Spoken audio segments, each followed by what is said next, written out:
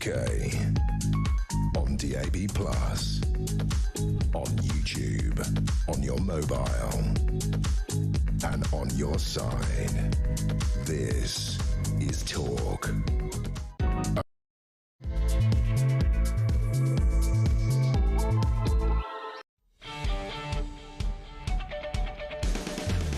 Well, a very good morning, the start of another week. Welcome to the Talk Breakfast Show. It is, of course, the home of common sense. It is the home of working Brits, alarm clock Brits. We're delighted to get your involvement in the show. Oh, my God. It just gets better and better. I said a line on Thursday, which sort of took off. We genuinely are on resignation watch. There is absolutely no doubt about it. Labour MPs, of course, have told Starmer over the weekend his position, despite getting rid of the sacrificial lamb Morgan McSweeney, the Chief of Staff. They say, listen, Keir, your position is untenable.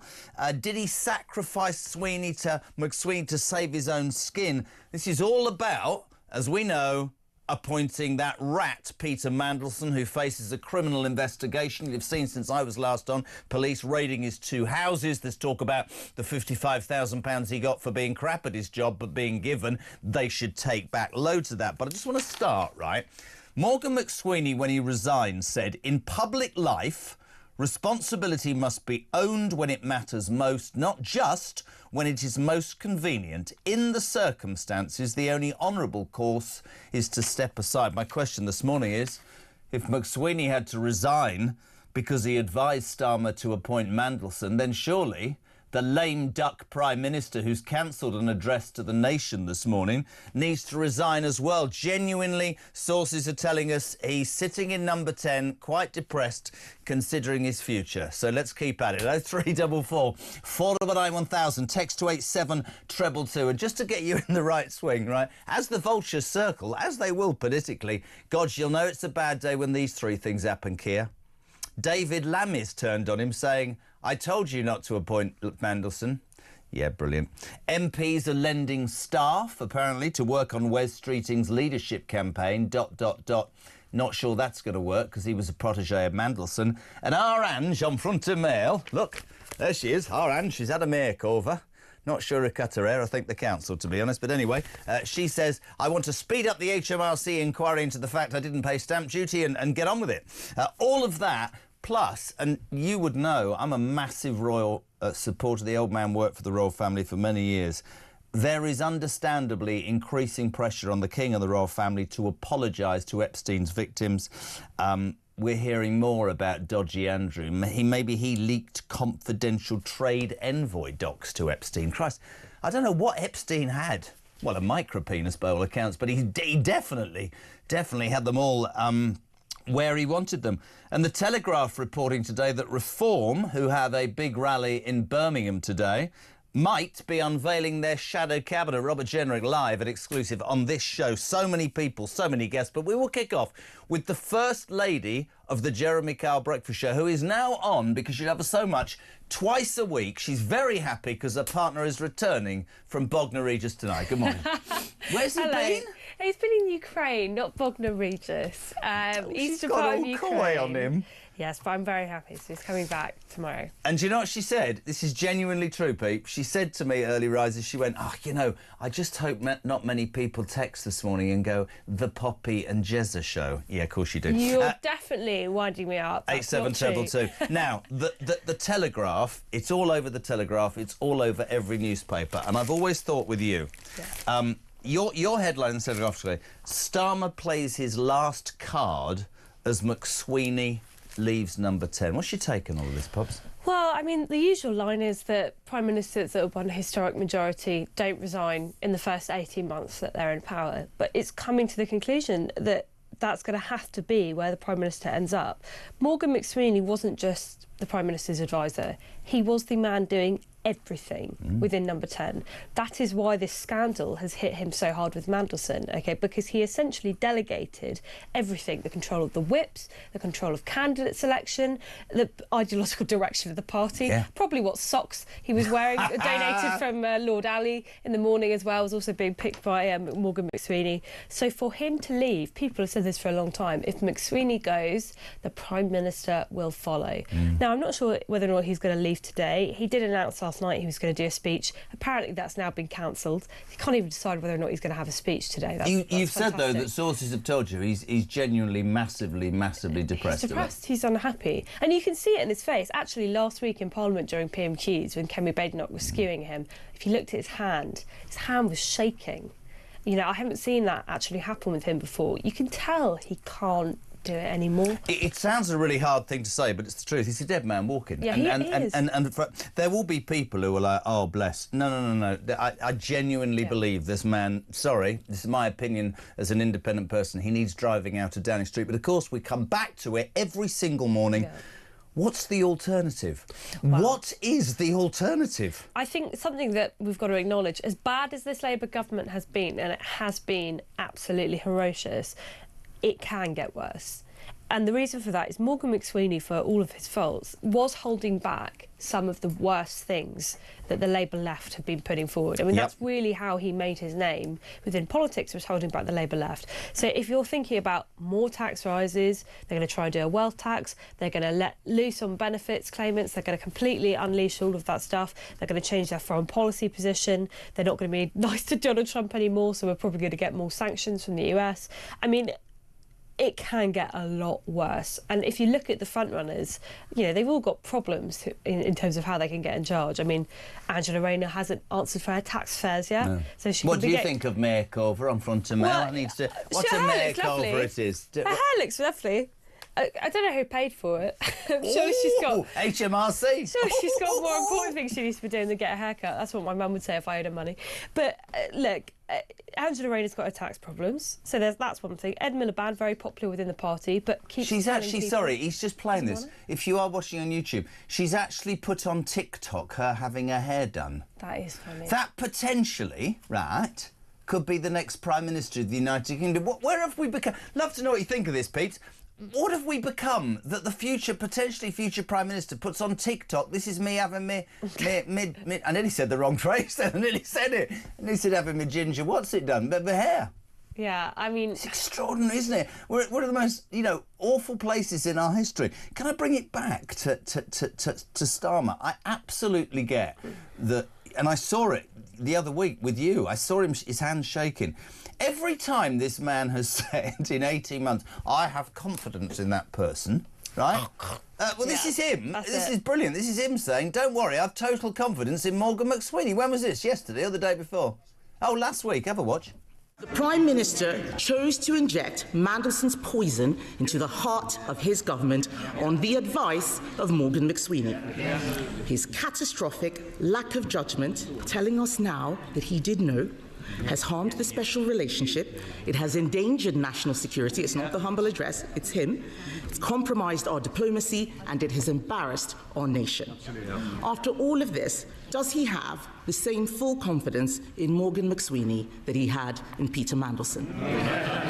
Prime Minister. McSweeney is an essential part of my team. He helped me change the Labour Party and win an election. Of course I have confidence in him. Well, that was a few days ago. McSweeney's gone. Here's another thing. This is great. In 2020, Keir Starmer said, I'm different. Let me tell you, I'm going to change this country, and I have total confidence in my... I never, ever turn on my staff. Morning, Keir. Hear me out. I had 8,000 staff for 5 years as the Director of Public Prosecutions. And I acted, I hope, in the right way with them, which is when they had victories, I celebrated on their behalf. I picked up awards on their behalves. And when they made mistakes, I carried the can. I never turn on my staff, and you should never turn on your staff. Sorry, can we just clip that up for the rest of the day? Sorry, there we go. Yeah. You got it. That was 2020, but that wasn't last week. So he's had 5 years to be. I mean, I was just thinking, watching that video, he looks like, for people listening, he looks like a different man in that short period of time. You can see how much has kind of passed in the Starmer. He's given up. His hair's literally gone grey almost overnight. Something wrong with grey hair, He can't cope with it anymore. Do you not like men with grey hair? It's not the silver fox look on Keir Starmer. That's all I'm going to say. Apparently, he was in Love Actually. That character was inspired by Keir Starmer, by the way. Can you believe that? Really? Which one? I think is it Hugh Grant's character in Love Actually? It's been a while since I watched it. Yeah, apparently that was inspired by Keir Starmer. So there you have it. Confidence in Morgan McSweeney. He's gone. Yeah. 5 years ago, I always stand by my staff. That's gone down the drain. Apparently, he is genuinely inside number 10. trying to work out what to do. Many people who know far more than me say he is absolutely considering resigning. In front of the Mail, so how long can Starmer cling on? The Labour MPs have got Carl Turner, who's been a critic of this I'm going to say regime, this government for quite a while. He'll be on later. They don't seem to be giving this up. They want him out, don't they? No, and they're genuinely furious. They are genuinely furious. I mean, I was speaking to a Labour MP who's more of the kind of blue Labour wing, which you would expect to be more sympathetic towards McSweeney. But this Mandelson situation has soured everyone from every single corner of the party. That's why I just think what will happen with Keir Starmer, maybe he's not gone today, maybe he's not gone tomorrow, maybe he's not gone in the next couple of weeks. But after the May elections, when his party gets absolutely trounced by Reform and the Green Party, I cannot see how he can continue in this. I don't think it'll. I don't think he can drag it out till May. Genuinely, this is. Let's say good morning, Matt. Good morning. Good morning, Poppy.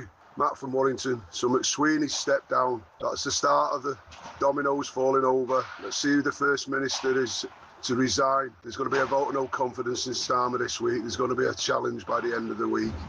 Oh, it's going to be fun. Great to have you back, Pops. Bye. Sorry, so actually now we've got to a point where I'm not even acknowledged.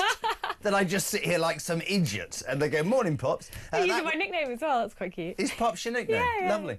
Great, there we go. 87222, but get those voice notes in. What do you make of it? If McSweeney has to resign because he advised Starmer to appoint Lord Mandelson, and I go back to what McSweeney said, I have always believed there are moments when you must accept your responsibility and step aside for the bigger cause. We believe he's a dead man walking. We believe that Keir Starmer is contemplating all sorts of things. We are on resignation watch here on Talk Breakfast. On Saturday, or maybe it was yesterday, this is interesting, the sort of Pat McFadden was a right left-wing firebrand in the old days. He sort of reinvented himself as the sort of steady hand of the government. He's the Secretary of State for Work and Pensions. And old Pat McFadden, is he going to lead the charge? Because he said Prime Ministers have to take responsibility. Have a watch, have a listen.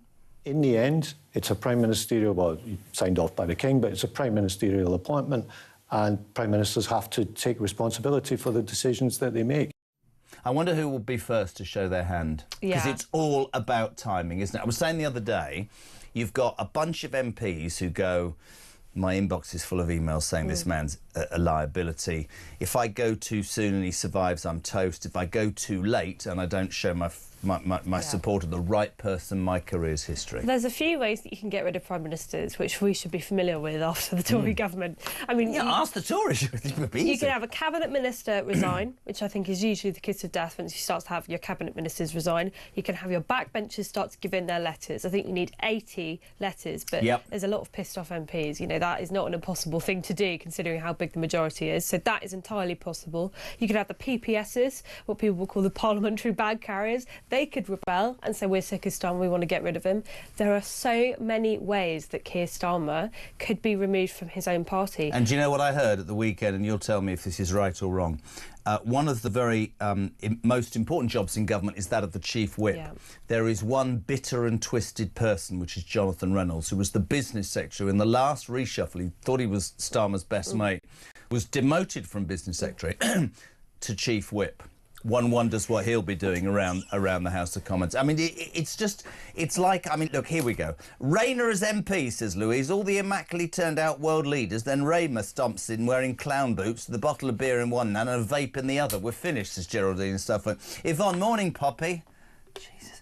Oh dear, Keir is feeling depressed. What about how depressed the country is because of this rotten, crappy government? I shed not a tear for Keir and never will. Morning, Pop, says Rachel.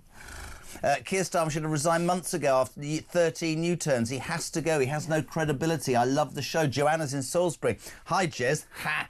Sorry, that was really childish, wasn't it? I mean, here I am, 60 years of age, excited because a text message doesn't include Poppy.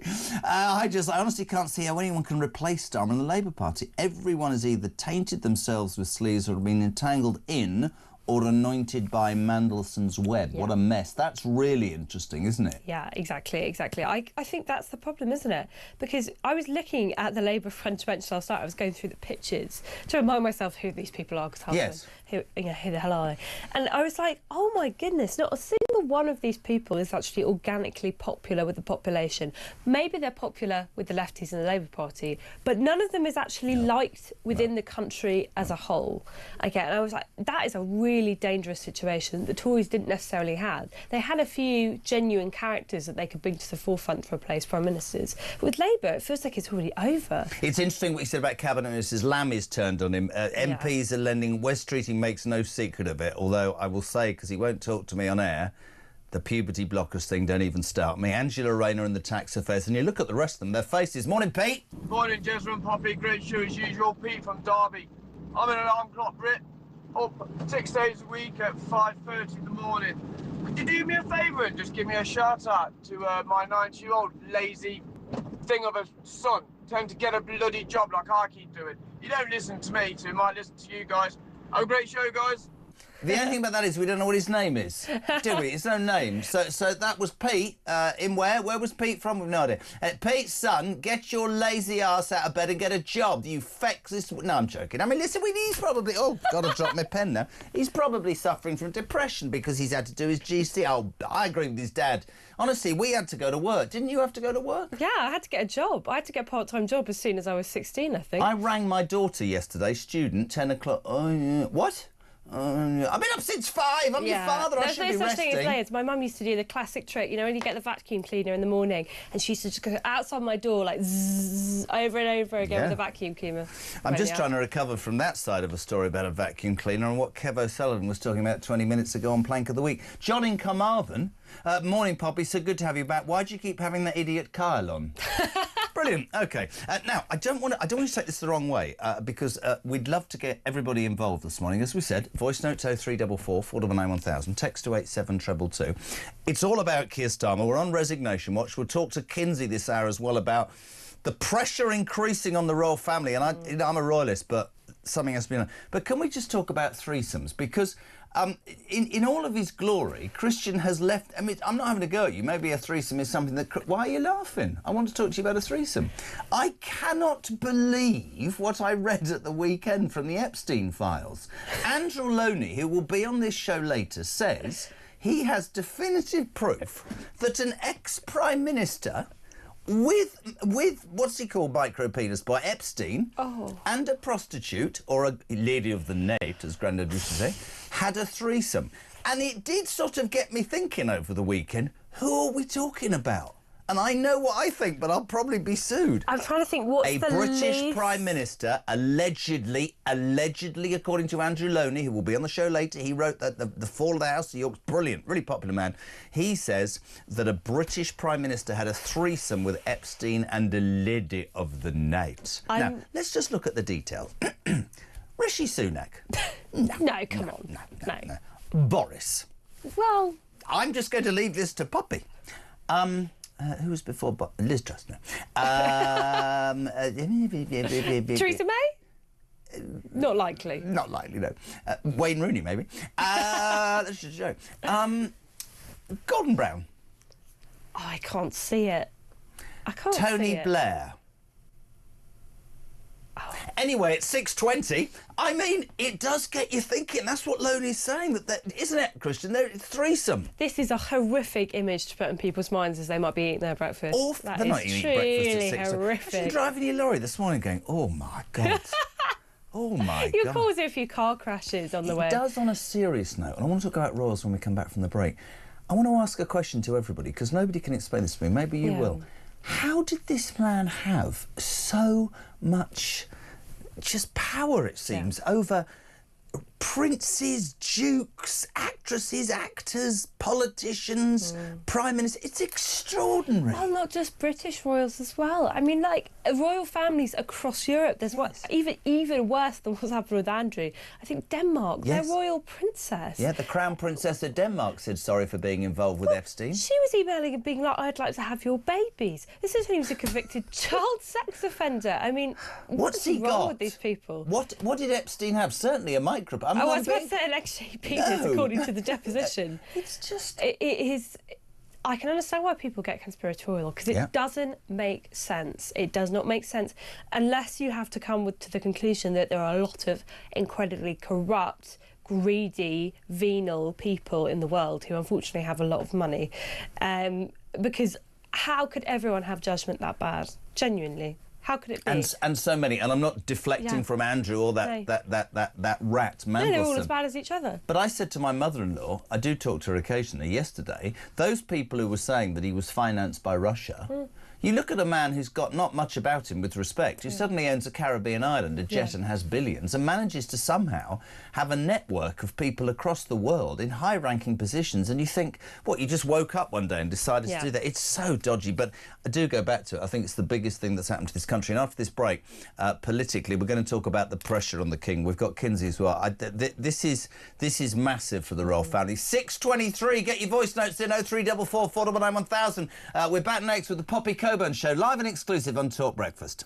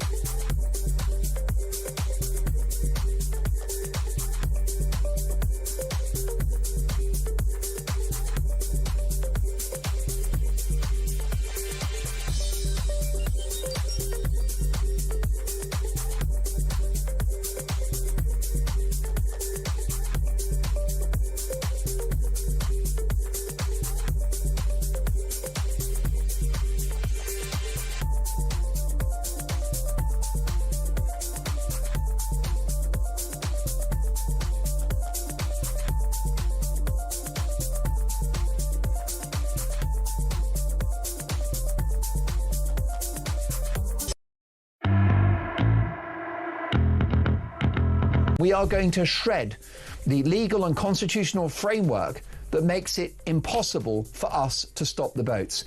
We're going to start with the European Convention on Human Rights. Here it is. A very weighty tome.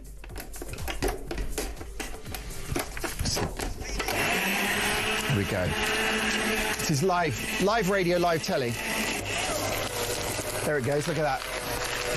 That is the European Convention on Human Rights. It's gone.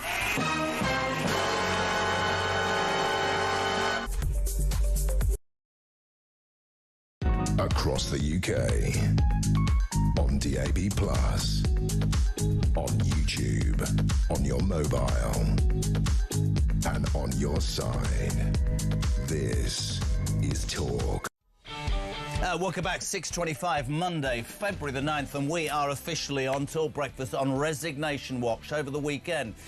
Keir Starmer's, his chief of staff, Morgan McSweeney, fell on his sword. Was he pressurised? But he did say as he went, I've always believed there are moments when you must accept your responsibility and step aside for the bigger cause. My question this morning is, if he's resigned for advising Starmer to employ Peter, I'm going to prison, allegedly, Mandelson, then what about the man who took the decision? Front of the Mail, so how long can Starmer cling on? Labour MPs have turned on him. Almost everybody is turning on him. Apparently, Poppy Coburn is here. He is literally holed up in 10 Downing Street, concerned very much for his future. Andy, good morning. Good morning, Pops. Andy from Birmingham, and your guest, Mr. Kyle, in for the day, I suppose. He's never in all week, is he? Anyway, Starmer is absolutely toast. I'll give him to the end of the week, he'll be gone. And I know people worry about who's going to be next, be careful. I know what Poppy was saying, but this is just the start. I think they'll be out. I think there'll be a general election in 26, maybe 27, because this government can't hold what they've done. Doesn't matter who comes in, it's just going to be terrible for them. I really do think that. Anyway, great show, Pops. Ta-da. Honestly, we've now got to the point where alarm clock Brits don't even name check me on my own show. You said something interesting to me about a threesome during the break. Yeah, well, we forgot a Prime Minister, didn't we? Of course, David Cameron. I mean, I'm sure it's not him, although, of course, he's had the rumours before. Remember the pig? Pig? This is all because Oxford. Andrew Loney, who made has made this extraordinary book about the fall of the House of York, has intimated over the weekend that inside there will be proof in the files that an ex-British Prime Minister allegedly had a threesome with the vile paedophile Epstein and a lady of the night. We sort of threw out everybody. We talked Blair Brown, we did Theresa May, Boris Johnson, Rishi Sunak. I mean, it's extraordinary. But let's go back to what this whole Mandelson scandal is doing to our royal family. Page 8 of the Mail, Poppy. I make no secret of being a royalist, but I must say, pressure grows on King to say sorry over the saga. I was thinking this morning driving in that he needs to say something, and I'm beginning to feel that it's rather reminiscent of when the Queen kept quiet when Diana had sadly died in that car crash. Yeah. And I understood for a while why she did it. She was protecting her grandsons, but there she was up in Balmoral, and her public, her flock, if you like, demanded a statement. I think the royal family's at a really, really difficult moment in its history. I'm sure William would probably want to come out and say something, but they're going to have to, because, and this is no, I'm a royalist. What did the Queen think the 12 million was for? Yeah. Of course he has no option, Charles, but to have Andrew out of the public limelight, but he's paying for him, and there will be people in this country who go, hold on a second, he's done all of that and you're paying for him to live quietly. And I think for the royal family, because there are numbers of people in this country who will go, we should be past that, we should be a republic, I think it's a really important moment. Yeah, I mean, I think, you know, what's the famous royal doctrine? Never complain, never explain. But I think there are limits to that strategy. Now, I do actually think the King has done a very good job at keeping Andrew away. You know, there was that moment where there could have been a kind of bringing him back into public life, which Andrew clearly wanted, and he very much had given him the cold shoulder. So I think in probably their minds, they think, well, we have done as much as we possibly can without hurting Andrew's children, who obviously they don't want to get mixed up in this, to remove him from royal life. Well, you see, Kinsey is on in 15. I want you to just, because the other day I launched into a whole broadside about what sort of woman, Fergie, would take her kids aged 8 and 10 to meet and Kinsey went, Jez, with respect, they were 18 and 20, right? Now, if I, at 20 years of age, if my mother's going to take me to meet a convicted paedophile, I'm not going. I've got an opinion. So I'm not implicating them, but I'm saying that the whole thing is, if the King addressed the nation and said these disgusting, repulsive rumours, I feel sorry for the victims, I think it would do the monarchy a world. I'd love to know what you think about this morning, peeps. 87222, and also I said peeps, not pops. 0344 499 1000. I think it's one of those moments for the British royal family where they really are under pressure. And then, to add it, front of the Sun newspaper today, Andy leaked envoy docs to Epstein. I mean, honest to God, man, there's going to be pressure for him to be prosecuted as well. And I think that's completely right. I mean, to be honest with you, I don't think this strategy of just moving him from house to house to house... See, it's like downgrading. It's like a strange episode of Move to the Country, where every time the house gets slightly smaller and slightly smaller, really works, because, you know, there are questions about whether or not he's actually committed criminal acts. Absolutely. I mean, he was acting on behalf of the country, he was acting on behalf of the British state when he had these trade envoy roles. You know, in the same way that we're talking about Peter Mandelson potentially being prosecuted and his house was raided by the police, there are questions about Andrew. Said it last week and people thought that I was mad. I think there is a real... I think Mandelson will go to jail. Yeah, I agree with that. And I think there's a real chance for the first time in our history that a member of the royal family will be prosecuted and found guilty. And if that's right in the front of the Sun, great article by Thomas Godfrey, does a great job on the Sun, Thomas Godfrey. And actually, emails to pedo pals, envoy docs. I mean, the whole thing. This is just... every day you come in and you go, well, let's try and talk about something else, but it's just everywhere, It's such a big scandal. I mean, you know, people always say that, it's the biggest scandal, but it is the biggest scandal of my lifetime, I'm sorry, because this is so... What it suggests about the way our country is run, what it suggests about certain people who live within our political elite is so depressing and disturbing that we have to keep talking about it. And I completely agree with you, Jez. Like, I think that they should probably be going through his own files and documents, the police. I mean, Prince Andrew, not Prince Andrew anymore, just Andrew. But because...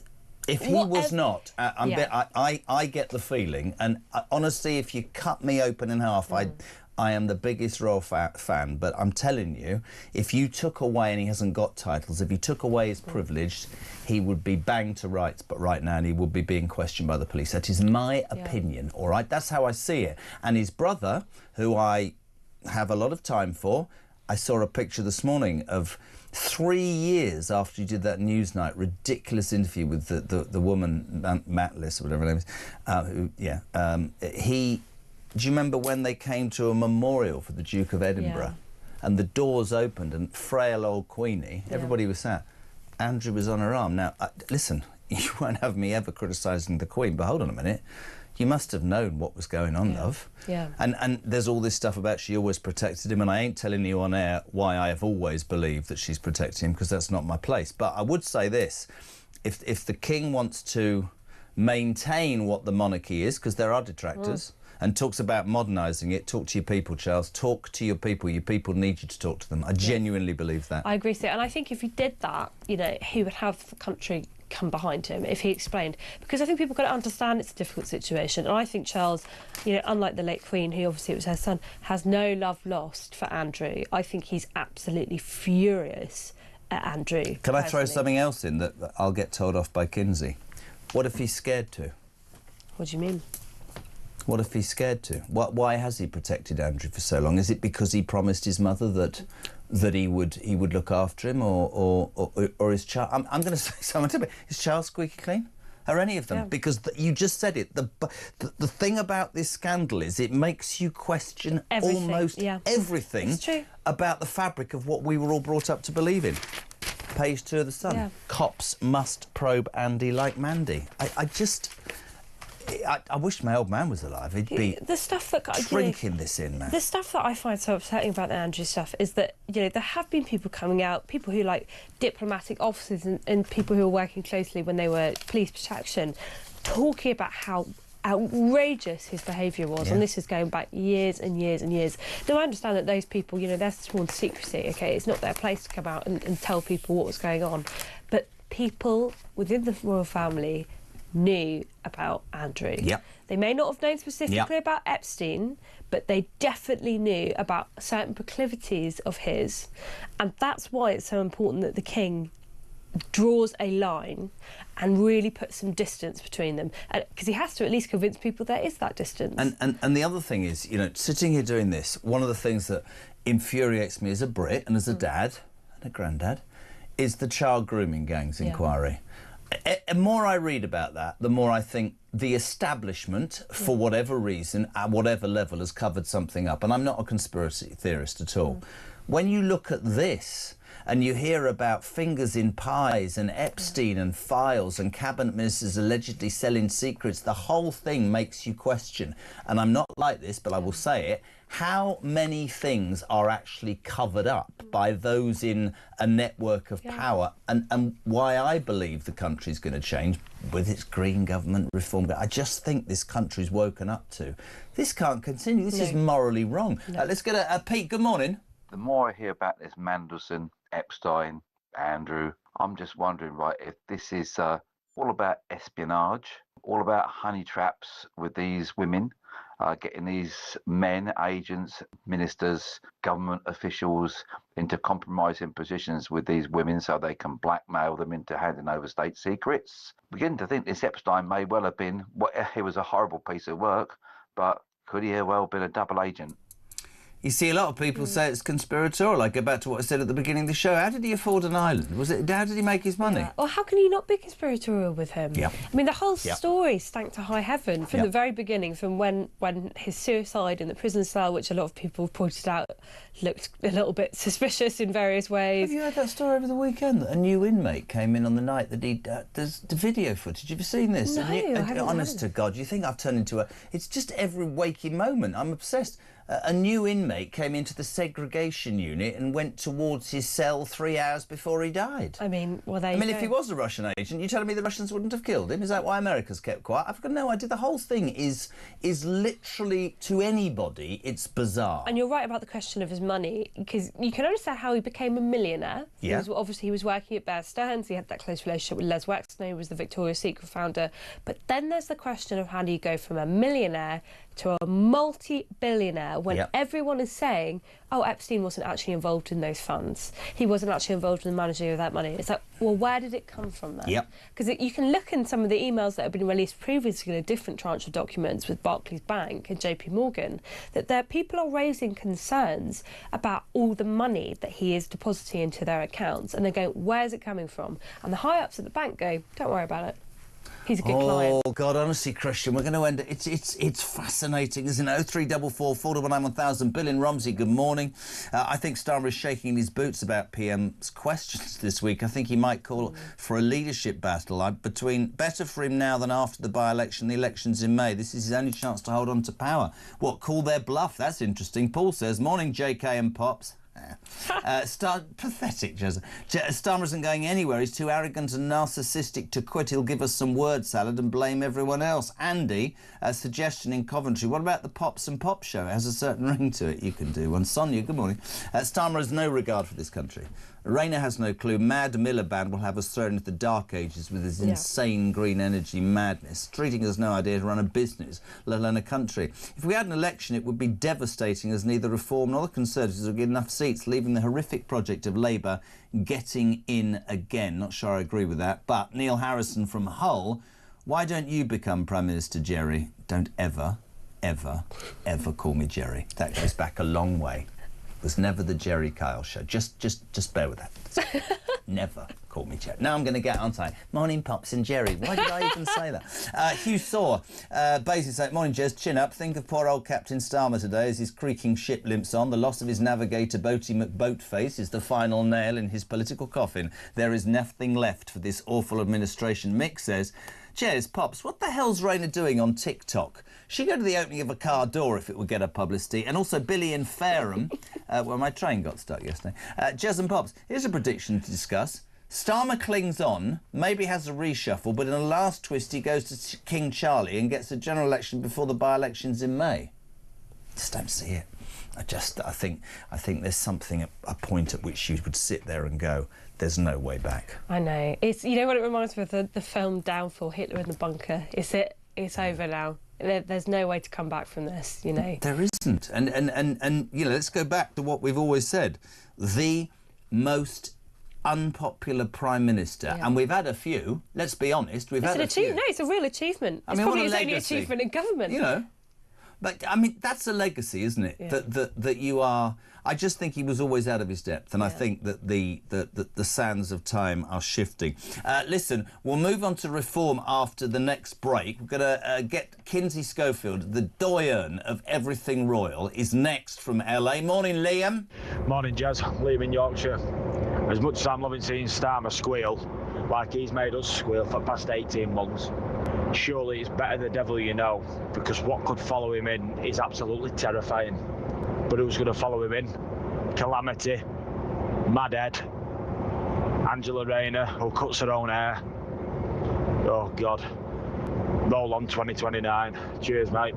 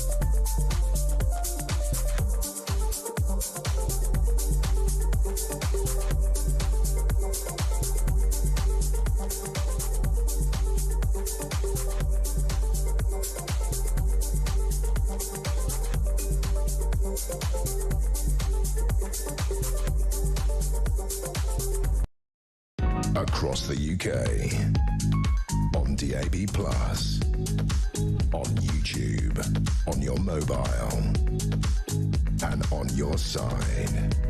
This is Talk. Welcome back, 18 minutes to 7. We're live across the United Kingdom. This is the Jeremy Kyle Breakfast Show and Talk's the home of common sense and the home of alarm clock Brits. And you're waking up to the story. I mean, it's in every single newspaper. How long has he got, Keir Starmer? We are officially on resignation watch here at Talk because this man is holed up in number 10, apparently depressed. His Chief of Staff, Morgan McSweeney, fell on his sword over the weekend. And I'm going to repeat this all morning. He said in his leaving bit, in public life, responsibility must be owned when it matters most, not just when it is most convenient. In the circumstances for me, said Morgan McSweeney, the only honourable course is to step aside. So I ask you this morning, if he has to resign over advising Starmer to employ the potential criminal Mandelson, then surely the man that appointed Mandelson can't go on. Labour MPs in every newspaper. We've got Carl Turner later saying his position is untenable. Let's talk royals. This is interesting. Heather Sewell. King Charles should disown his brother Andrew Mountbatten, Windsor and Sarah Ferguson and cut them off. No money, no cards and no protection and kick them to the curb. The only problem with that is, I think, a fear amongst the royal family about whether he would go nuclear. A very good morning stateside. I love her. Kinsey Schofield. Happy Monday. Happy Monday. I agree with you. I mean, I do think that Sarah Ferguson specifically has a lot of secrets she could tell that would embarrass King Charles about his past relationship with Princess Diana. And I think that she's a level of desperate she's never quite been before. And we've seen her desperate. Cash for access, the works. You would know more than me, but I was quite serious about this morning. Second page 2 of the Mail, pressure grows on the King to say sorry over the saga. I think this is probably one of the most worrying moments for the monarchy, a monarchy that you know I absolutely support, Kins. And I drew a parallel with when the Queen was up in Balmoral after Diana's death protecting the kids. And it just grew and grew and grew, and her public were demanding her presence and her voice. I think the same is going to happen, and I think the longer the royal family stay quiet, I think that they will be doing themselves irreparable damage, and I say that as a royalist. Well, look, I will stress that King Charles has publicly acknowledged the victims. In November 2025, we were surprised. He and Queen Camilla issued a statement expressing profound sympathy for survivors of abuse of all kinds, and that included, very pointedly, the context around Andrew. That was not accidental. It was a clear shift towards centering victims rather than protecting reputation, which the royal family is notorious for. Queen Camilla has spent years advocating for survivors of violence against women, and that influence showed, you know, in that statement. And additionally, a formal apology does not change the substance of what historically has already been said and was a major moment. Andrew had previously pitched a fit about acknowledging victims in past statements. They'd tried before. Because he was so nasty about it, they'd been removed. This was the King actually really putting his foot down in November. This acknowledgement is on the record, and for many victims, being seen and believed publicly is the meaningful step. I get that, and you know me, I'm going to preface everything this morning and say I'm a bigger royalist than you, but I believe that might have been said, but I think so much more has come out this morning on the front of the page. Son Andy leaked envoy docs to Epstein. I think the British public will very soon demand a fresh acknowledgement / apology / whatever it is, and I would be very interested as to the dynamic right now between William and Charles, because I could absolutely tell you that I suspect if William was king, he would already have made a statement. And I mean that. And I'm not saying that Charles has got skeletons, or what you said about Duchess of York, I'm sure is right. But to me, it's really at a point where if you want the monarchy to not have more detractors, now you need to speak. Well, what are you suggesting, that King Charles come out and explain himself? Because I am under the impression, and I'm actually incredibly confident, that the king is finding about this in real time, the same as you and me. Like, Then I say think that. Then come out and say that, because, for example, and you said something to me the other day about the kids, which I completely took on board. I never thought I'd say this to you on this show. What did the Queen think the 12 million was for? Right. And you know me, God, the Queen was like me. Look, 70 years, but what does she think the 12 million was for? Did he pull the wool over his mother's eyes? Fine. I just think even if they say we were duped, we only know what you know. This is appalling and abhorrent, and our thoughts are with the victims, which is why I've stripped him, which is why I've moved him. Yes, he's my brother, but his behaviour is completely outrageous. That, to me, is a monarchy connecting with its people. Well, I mean, those negotiations or those strategies are happening behind the scenes right now as we speak. I think their first step was out of sight, out of mind, and that's why we saw them throw him on a plane at midnight and rush him, away from Windsor, because they didn't want to see him literally on his high horse trotting around Windsor anymore. Waving to people last week. It's like, yes, God, man, get real. But what I thought was really interesting over the weekend is this story you mentioned. I believe it's in the Telegraph, about him leaking confidential secrets. Andrew, I mean, it's the timing. During that same period, Peter Mandelson was the UK business secretary, and there are allegations that Epstein was being fed market-sensitive UK and EU information from multiple directions, but by Mandelson. There's no evidence that Andrew and Mandelson coordinated with each other, but the fact that sensitive access was flowing to a man who had potentially hostile interests when it comes to the UK. I think that that's incredible information. Context matters because it helps explain how Epstein built that power. We all say to each other, how did he make his money? How did he get, how it's all about this like network that he created, this pyramid he created, but he monetized access to elite networks across politics, royalty, finance, and tech. And in Andrew's case, it directly collides with the rules. Trade envoys are bound by strict confidentiality, and any sharing of sensitive information is not just inappropriate, it's a breach of duty. I mean, I'm wondering if this is actually where Andrew really gets in trouble. Yeah, well, I would say this, and like I keep saying, you know what I think? I think if he wasn't Andrew Windsor Mountbatten, he'd already have been investigated by the cops, and I can absolutely see that happening for the reasons that you say. You can look at somebody's sordid life, and yes, that's vile and victims, but if, like Mandelson, in any sort of way, and looking at some of these emails, it's just damning. But I don't think there's ever been, we were saying it earlier, Kins, anything like this. I don't think this is going away. And what we're suddenly saying in England is, how much of an establishment cover-up is this Epstein saga? I don't know what they're saying in the States, but so many people, you just nailed it. Where did he get his money from? He went from a millionaire to a multi-billionaire. There are conspiracy theorists over here that he was nothing more than being financed by the Russians, and he pulled in princes and dukes and prime ministers and presidents, and wow. And keep in mind, like we were joking the last time we spoke about how he couldn't spell to save his life. And this, he was a teacher that was fired from school because he wasn't doing his job properly.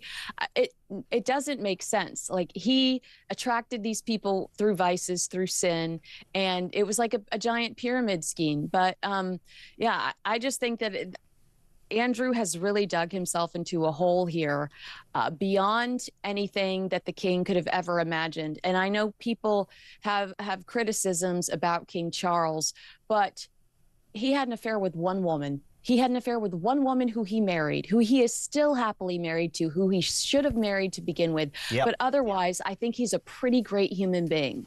No, I've always been supportive, but I think there are defining moments in your rule. And I think that one of the defining moments for the Queen, genuinely, there were two. The first was when that Welsh village was sunk by the landslide, and she didn't go, and she freely admitted for years she sent the Duke of Edinburgh. She should have gone. The other was in her belief that she was staying in Balmoral, and my old man was there to look after the boys, right? The truth is, her public needed her to speak, and I get the distinct feeling that I've never had time for the Republican cause. I think the royal family is an extraordinary thing that creates money that people can't even imagine. But this whole desire, Kins, to modernise the royal family and get level and get even with where we're at, right, needs to understand that this moment now, you know, he needs to speak. Here's a question for you. Do you think he'll be speaking to Starmer about Epstein at their weekly meetings, the King and the Prime Minister? It's a thought. I think that that has to be a topic of conversation, no matter how uncomfortable it is. It absolutely has to be a topic of conversation.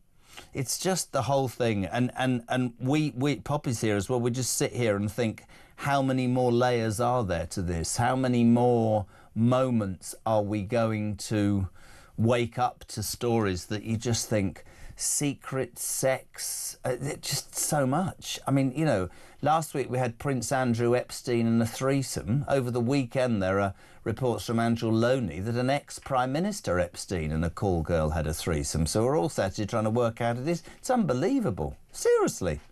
Well, and also keep in mind, Andrew Loney has asked the government for flight records of Prince Andrew's, for his schedules, and they're refusing to give them to him. Imagine if we had that information, the dots we could connect, the Tetris we could put together, the puzzle we could piece together. There are a lot of unanswered questions, and until Andrew Loney gets that information, I think that we're going to want it even more. I think we're going to fight for it at this point. All of us, we're going to rise. I like seeing you every morning. It puts a spring in my step and my hat at a jaunty angle. Kinsey, thank you so much. It's not going anywhere, this story. We love her. Kinsey Schofield, live and exclusive. The host, of course, of Kinsey Schofield Unfiltered. 6 minutes to 7. Talk breakfast. Morning, Wayne. Morning, Jezza. Wayne from Erdington in Birmingham. Let's hope Ed Millipede don't get the top job. We'll be riding round on penny farthings next week. Keep up the good work, mate.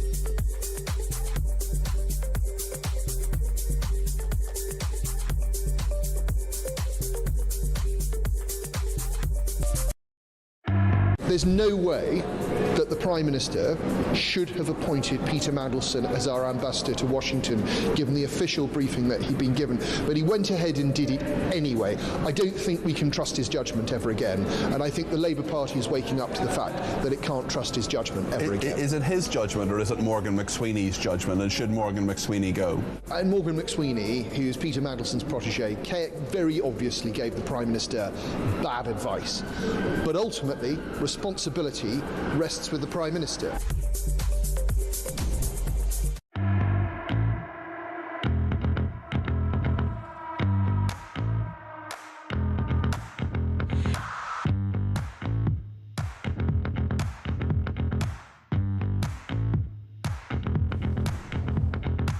Across the UK, on DAB+, on YouTube, on your mobile, and on your side. This is Talk. It is true. It is absolutely true. People listen to Talk longer than any other speech radio station in the United Kingdom. Thank you so much. I know you're tuning in for Poppy. Morning, Pops. Brilliant. Phil in Coventry. I was a royalist, not anymore. Sick and tired of paying for all and sundry to drain the swamp from top to bottom. Royals, politicians, Home Office, the councils, everyone is on the take, out for themselves. I think we're corrupt. I think this is really important. David Todd says King Charles should say sorry to the UK people for approving moving this bloody awful Labour Party in the first place? Very quickly, Sean on Starmer, go. Morning, Jeremy. Sean in Leicester. Oh my God, what a show already. And it is only nearly 20 to 7. Epstein, Charles, Starmer. Honestly, you couldn't make it up, the stuff that's going on in this country at the moment. Anyway, keep it going, mate. I'll be shouting at the radio all the way down to High Wycombe from Leicester today. Have a good show, everybody. Thank you, Sean. Right, Poppy, very quickly. Who's back on Wednesday by popular demand? Page 8, Nigel Farage. Yeah. I'm ready for number 10 in 2026. Nigel Farage will today in Birmingham at a rally fire the opening shots for the next general election by revealing his plans to become PM and potentially who might do what in government. Yeah, I mean, this is extraordinary because I know you've been saying, and Farage himself has been saying for a while, I might be in number 10 sooner than people think, that there might be a reform government sooner than people think. And I was always a little bit sceptical of that because I thought, surely this government can't collapse so quickly. They've got this massive majority, Reform's still a new party, they've got so far to climb. I actually buy it. I still think 2027 is more likely, but I could see it happening this year. If Starmer falls, if he has to go, whether he's thrown out or he resigns, and we'll get maybe Rayner, who's just had her hair done, or Ed Miliband, Red Ed, or some other absolute chancellor of the Labour Party, and they'll be out within a couple of months as well because they'll be just as incompetent, they are going to have to do a general election. And we all know who will win if there is a general election that's called tomorrow. Total transparency. I'm going to Birmingham after this show to host the Reform Rally as a presenter. Robert Jenrick on the show later on, tipped to be Farage's shadow chancellor. But Nigel won't tell anybody what's going on. That's the way Nigel runs Reform. Be really interesting, though. All those people who went, have you got enough experience? Who's there? Who's what? Whatever. It'll be really, really interesting. We'll get your opinions on that as well. Where did that hour go? I know, every time I spend an hour with you, it goes so quickly. When you talk about Keir Starmer, time just passes so quickly. Does he go? Just quickly to someone? Yeah. Lame duck. He's done. He's done. I'm going to say after May. Okay. You were saying before. Does Mandelson go to prison?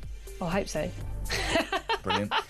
Does Andrew get prosecuted? Well, that's the real question. Yeah. That's the real question. And I don't want to say yes or no on that one, but I think probably you should. The amazing Poppy Coburn, you love her, we did too. She's back. Dear Poppy and your mate Jezza. She's back Wednesday morning for the paper review. Heading towards the news at 7. It's all about Starmer. We are on resignation watch here on the Jeremy Kyle Breakfast Show on Talk. The news at 7 and Isabel Oakeshott on the way next.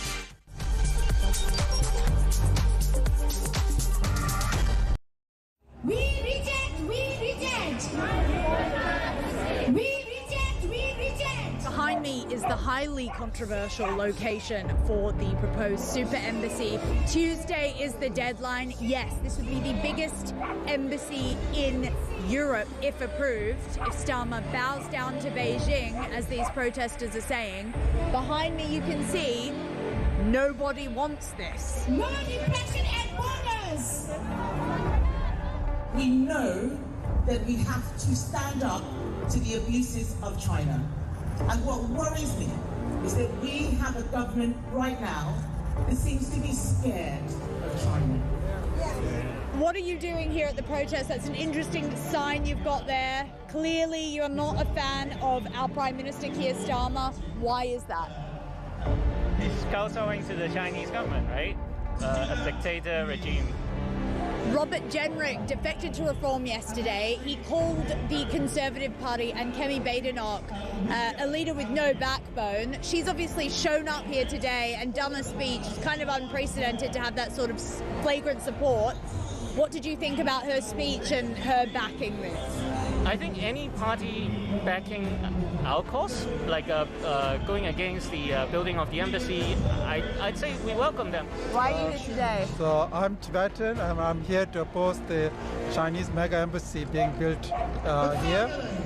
Unfortunately, we think the UK government might allow this to happen, and I think it sends the wrong message to people who have been oppressed by the Chinese government, who are still being continuously oppressed in free countries There are lots of Chinese decisions which are being followed by Chinese police states.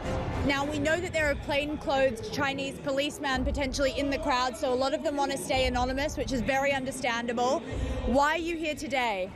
Because it's very simple. It's no mega embassy, and it is absolutely unacceptable because this is a very peak area, and I don't think any one of the country they will have choose one of the peak area, prime area, and make it to their one of the I think it's the biggest embassy in Europe. So this is absolutely unacceptable. This government is engaging with China confidently and pragmatically and challenging them where we need to. Because for our security, our economy and our climate.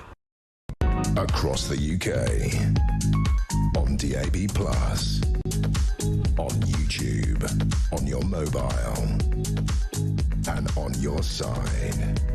This is Talk.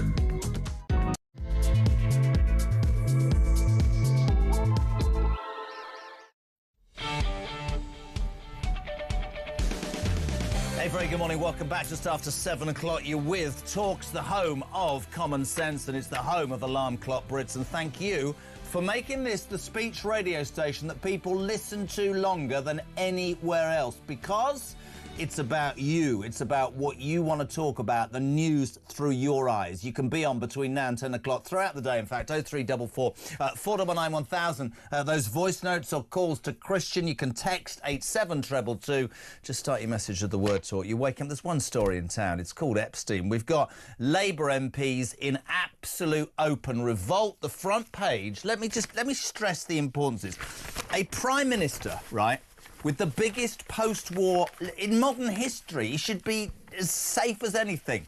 Front page of the Mail. So how long can Starmer cling on? Over the weekend, of course, his chief of staff, main protagonist, the legend that wasn't Morgan McSweeney, fell on his sword. Now, Starmer, presumably, has asked him to do that. But let's just go back, if we can, to 2010. Because Keir Starmer's always said, I never turn on my staff. Hear me out. I had 8,000 staff for 5 years as the Director of Public Prosecutions.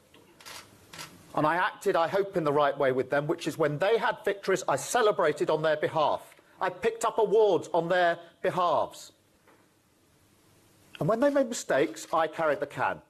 I never turn on my staff, and you should never turn on your staff. But you did at the weekend, because McSweeney's gone then. Another lie. Interestingly, let me read this to you as well. Morgan McSweeney's resignation lines. In public life, he says, responsibility must be owned when it matters most, not just when it is most convenient. In the circumstances, the only honourable course for me is to step aside. I have always believed there are moments when you must accept your responsibility and step aside for the bigger cause. So the question this morning on Talk Breakfast is simply this. If McSweeney had to resign because he gave Starmer this dodgy advice to promote Mandelson, doesn't Starmer have to go for actually making the decision to employ a bloke with the close links that he knew he had with Epstein? Honestly, it's extraordinary. Poppy Coburn from The Telegraph telling us just now he's holed up in number 10 Downing Street, apparently severely depressed. He was going to address the nation. That's been cancelled. We really are on resignation watch, and all the vultures are circling. Lammy, God, he says, I warned him over Mandelson. He doesn't actually sound like that. I don't know why I did that. MPs are lending staff to work on Wes Streeting's leadership campaign, and our Ange has had a makeover.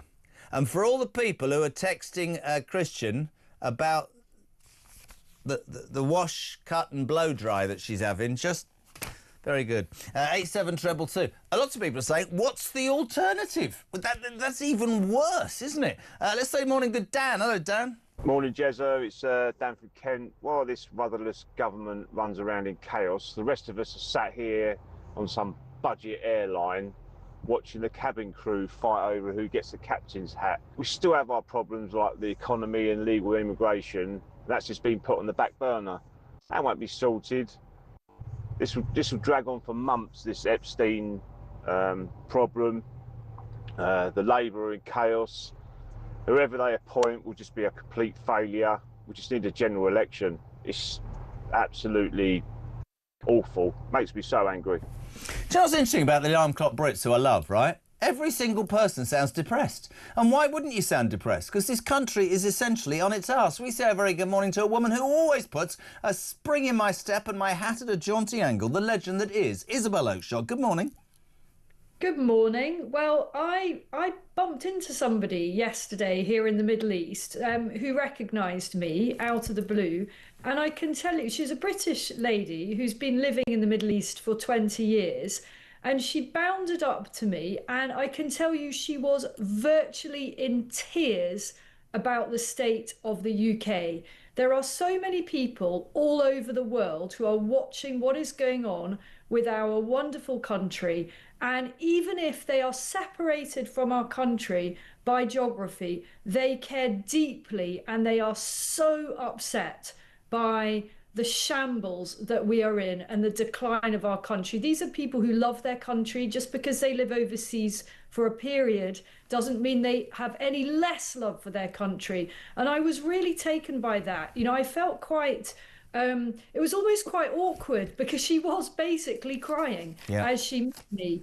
And I just sort of said, it is emotional, isn't it? You know, we can look at this as a political story, but it is also an emotional story for so many millions of us, because we do feel deeply patriotic and we want our country to be as great as it can be. And it is just words that I don't want to use on a morning programme. It is just, let me just call it a shambles. Very impressive. It's really interesting. We'll strip it down, but there's something more to it as well. I love your take on this. And I'm not conspiratorial, but you can't help be conspiratorial, because I was harking back this morning to the Rotherham grooming gangs and how this government and past governments, let's just nail this, have refused to acknowledge the plight of those poor girls and have an inquiry. When you look at Epstein and you look at Mandelson and you look at dodgy emails and you look at Andrew and trade on by emails, and you think about the Crown Princess of Denmark wrote an email to Epstein saying, I want to have your babies, and Bill Gates, one of the most successful people, allegedly caught an STD. I just bring myself to this, which is how much, and I've never been like this, Isabel, how much of our country is corrupt? How much of the establishment have covered up loads of shambles, your word, for so long? I think the British people are sort of open-mouthed and / completely depressed about what actually the truth of our country is. I agree with you. You know, someone messaged me yesterday and said, someone who's not in the political world, so is it the case that all the conspiracy theories are true then? And I thought, well, you know, kind of quite a lot of them seem to be at this point. You know, there is this corrupt cabal that moves in very elite circles and looks after each other. And they abuse the institutions, our proud institutions, to that end, whether that's the police or whether that's the criminal justice system or whether that's the media, whatever it may be. But let's just sort of zoom in for a minute on the politics of this. Keir Starmer may very well resign in the next few days. If I had to put money on it, if I really had to, I would say he will resign this week. It feels to me that when you've got senior figures coming out, you know, sticking in the knife, you're saying that the PM must take responsibility. You know, they're not saying it quite so directly, but it's very clear that the wagons are circling. Look at Ange in the hairdresser. You know, that isn't on TikTok. Ridiculous thing. It is also so obvious that she is on manoeuvres. I don't think this is survivable for Keir Starmer. I can see the game they're playing, okay? This is what the allies of Keir Starmer are saying now. They are saying, oh, we've got to keep him in position, because if he goes, there will be a crisis in the bond markets. These financial markets, they're a kind of a daily assessment on the stability of the UK. And they're basically saying these markets will blow up if Keir Starmer resigns. And they might not actually be wrong about that. There are all sorts of financial things that could happen if the markets take fright at, for example, a power vacuum at a David Lammy interim premiership.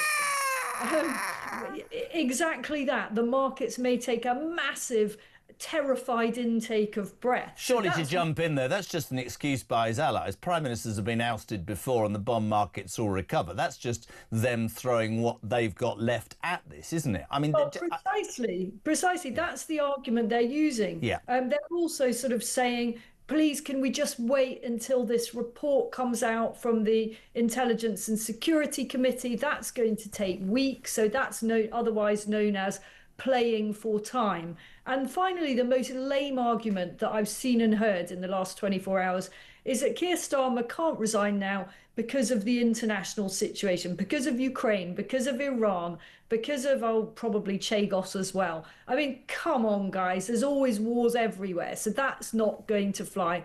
I don't think he can last even a matter of days. I'm with you. I mean, the Mail's all over it. Labour MPs tell Keir his position is untenable. The PM's human shield has gone. Great article by Dan Hodges, page 5 of the Mail. He'll be on as well on the show. Ministers tell me it's just a matter of time before he goes too. Can I bring you to Morgan McSweeney's resignation letter, which I thought was really poignant, right? I've always believed there are moments when you must accept your responsibility and step aside for the bigger cause. And the question I put this morning was, well, if the man who gave you the advice says it was wrong and the bigger cause, the same surely applies to his boss. I mean, Poppy says he's inside 10 Downing Street, holed up, depressed and doesn't know what to do. Resign, man. We're on resignation watch. I'm totally with you. I don't think he lasts. I don't see how he lasts.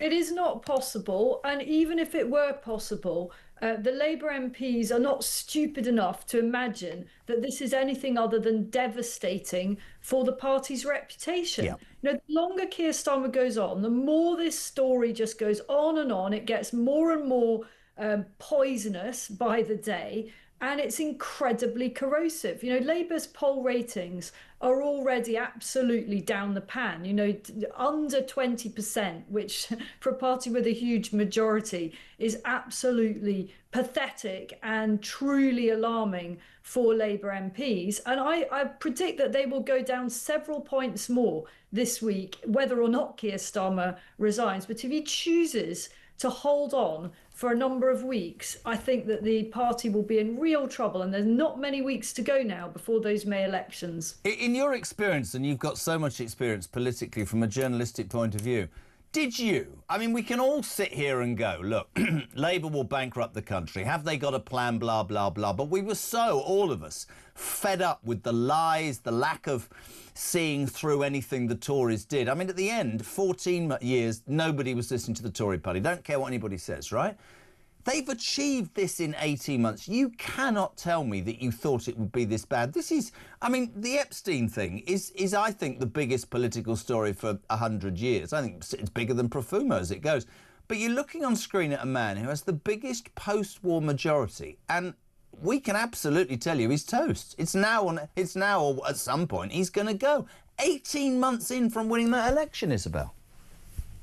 It is the most spectacular implosion of any administration that I have ever seen, or in modern British political history. You know, this, I think all of us who weren't on the side of Labour's politics nonetheless thought, well, you know, it'll be pretty horrible left-leaning, you know, socialism dressed up as something slightly less awful than socialism, and we'll sort of muddle along, and it'll be a bit like the years of under Gordon Brown.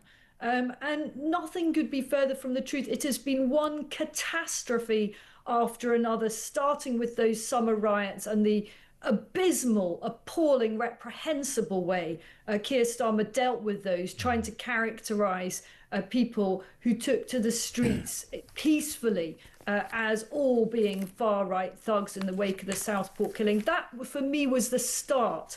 Shall I tell you what was the moment that I thought? Is when the very good people of Epping, the mothers, decided to protect their daughters, the pink ladies, and go out and say, we don't want a migrant sex offender in a hotel next to us. And our own government, our own Prime Minister, took the local council, who I salute, who won the closure of that hotel, took that hotel and that council back to court and won, and they were basically telling the British people, you know what? Migrants are more important. Illegal migrants are more important than you. That, for me, was the lowest point. And the puberty blockers while we're at it. Look, there've been so many low points that it's hard to actually list them, isn't it? And I genuinely feel quite physically sick talking about what's happened. I think, like so many up and down the country, I'm genuinely aghast and disbelieving about how spectacularly this bunch of utter clowns, and some of them are not just clowns, some of them, in my view, are treacherous. And I say about Keir Starmer, about Lord Hermer, about everybody that has been involved in the truly unforgivable sell-off of the Chagos Islands. We're all in disbelief at how bad this could have got. And the terrifying thing is, we may very well have another 3 years of this to go. Can't see it happening. There's a couple of emails, actually, which is saying, Steve, if Starmer is in any way an honourable man, he has to genuinely think about calling an election rather than ceding power to others that cannot be trusted in his party. Now, we haven't thought about that. If you're cornered and there's no way out, I don't suspect, by the way, he gives a toss about the country, because I don't think he's shown that he does. But out of sheer spite, you lot aren't having this, you've ousted me, I'm calling a general election. That's not out of the realms of possibility either. No, I have certainly thought about that, and it is within his gift to do that. I mean, I remember it being threatened, I think, probably by both Boris Johnson and Rishi Sunak. You know, it is what cornered premiers do. It's almost the last sort of, you know, it's the kamikaze thing, isn't it? And it could be something that he uses to MPs, to Labour MPs, to say, look, if you do this, I'm going to call an election. And of course, they don't want that, because where the polls are at right now, the most of them are going to be losing their seats. So I'm not with Poppy. I heard her earlier. I don't think there's, I think the chances of an election are very low. I put it at sort of 5%, possibly 10% at most. We can all dream, we can all hope that that happens. But I think these are the desperate last thrashings of a beast that knows he's about to go to the slaughter. Here's a very quick question, and I want to talk about reform quickly. I know you're busy. There is talk that there could be like a caretaker interim leader. This is a great question. There are people, naturally, the length and breadth of this country, who open-mouthed to saying, David Lammy could be the interim Prime Minister of the United Kingdom, right? Here's a question, Isabel, you'd know. Damon in Wigan. Does an interim who serves for a matter of weeks also end up getting £165,000 a year golden handshake pension for the rest of their life, as other ex-Prime Ministers do? Please tell me not. Wow, that is actually a question to which I don't know the answer. I mean, there have been a few interim prime ministers. Do you remember when Dominic Raab had to kind of unofficially take over when Boris Johnson was very, very ill with COVID? I suspect the answer to that is no, because they've not been appointed prime minister. It is an acting job. It could happen for brief periods if a prime minister is out of action. You'd get into all sorts of weird technicalities, wouldn't you, about when is a prime minister really fully not a prime minister and so on. So I don't think that would be the case. But by the way, it was me that brought you last week, and I think it was probably you and I that was talking about it, the horrible spectre of David Lammy being prepared to take over. I think you'll recall I mentioned it. I said that I understood that those contingency plans were already underway as early as the middle of last week. Very quickly, I'm going to go to Robert Jenrick in a tick from you, Isabel. Farage, page 8 of The Sun, I'm ready for number 10 in 2026. There's a big rally hosted by me later today in Birmingham for transparency. There are rumours that Nigel Farage might well be announcing plans for a shadow cabinet. Thoughts, quickly? Well, I would guide against that, actually. Nigel, of course, is quite rightly, it's up to him what he announces when, and he's not always the most predictable, and that's part of his genius. But I do not believe that today is the day that any kind of shadow cabinet announcements are going to be announced. Now, just a little caveat, I could be wrong about that, but that is not my informed expectation at this point. I agree with you. I'm bringing a few of them out on stage, introducing them, and that's it. But people are right in that. Isabel, I like every morning because I get to see you, and there's no doubt my audience love you. My regards. Thank you for everything, Izzy. We'll speak to you later. Thank you very much indeed. Very quickly, Steve, good morning. Morning, Jeremy. This is Stephen Hartz. Yes, of course, prime ministers have been ousted before, but never before has there been the prospect of a prime minister being ousted and then replaced by a communist. That's what we're looking at now. That's why Labour MPs want Starmer out, because they're far left, hard left lunatics, and they want a leader in their own image.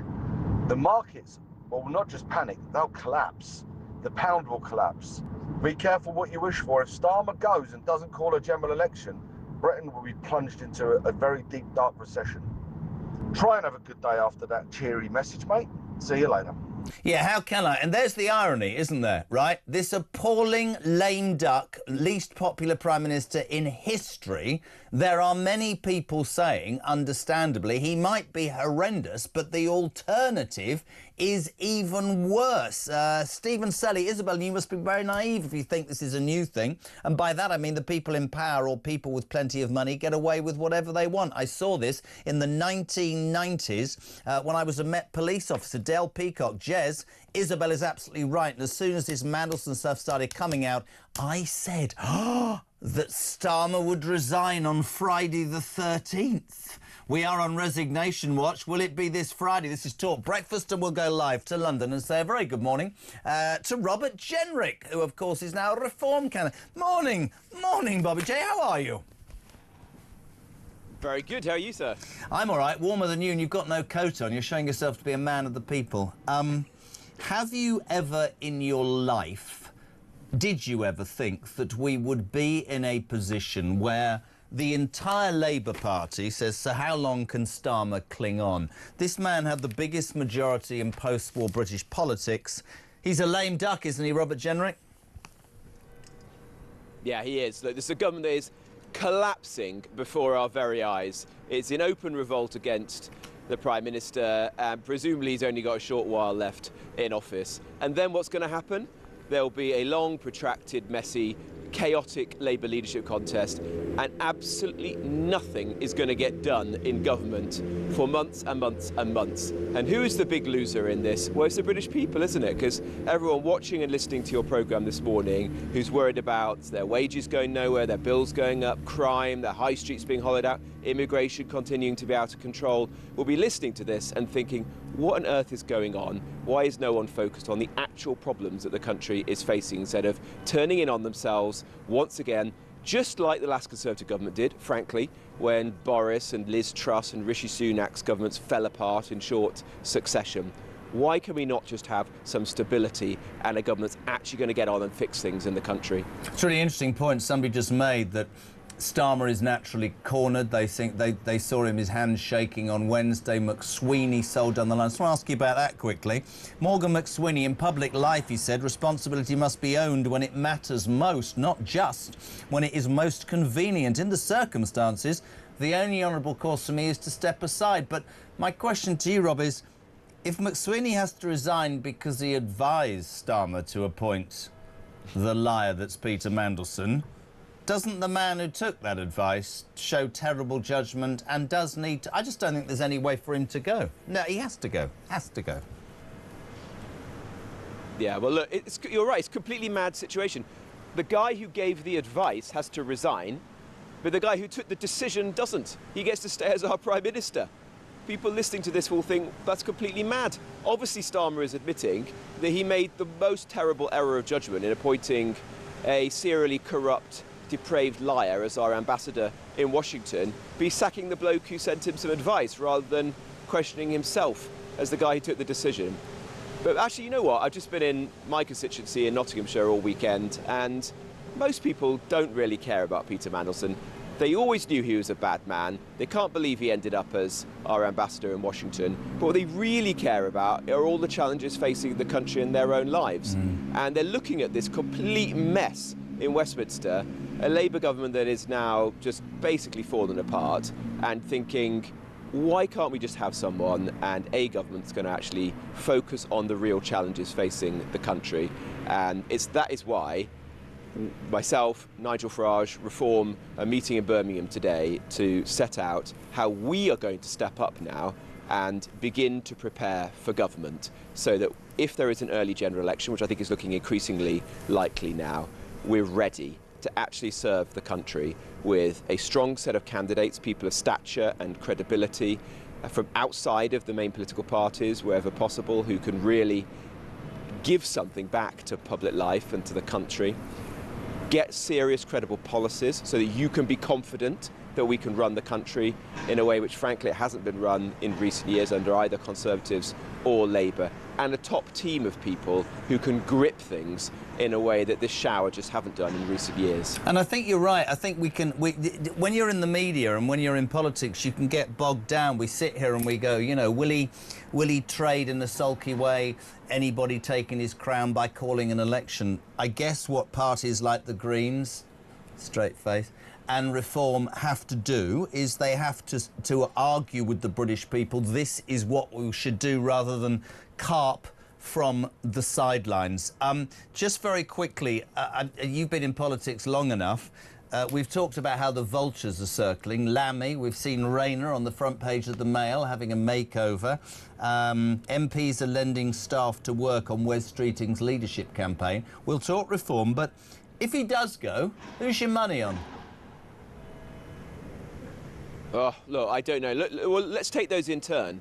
Calamity Lammy, I mean, seriously, does anyone believe that he could be Prime Minister of our country? Angela Rayner, who is still under investigation from HMRC for failing to pay her taxes. And then you've got Wes Streeting, who supposedly is the grown-up, but he was the bloke who organised Peter Mandelson's stag do and is in this up to his neck. So it's a group of completely terrible candidates. None of these people, frankly, are capable of arresting the decline that the country is in. What is actually going to happen now is there's going to be a slow death of the Keir Starmer administration, where he limps on for days or weeks or months, all the while the British public miss out. A long, painful and messy Labour leadership contest, and then we'll have a new Prime Minister who is not capable of fixing the problems that the country faces.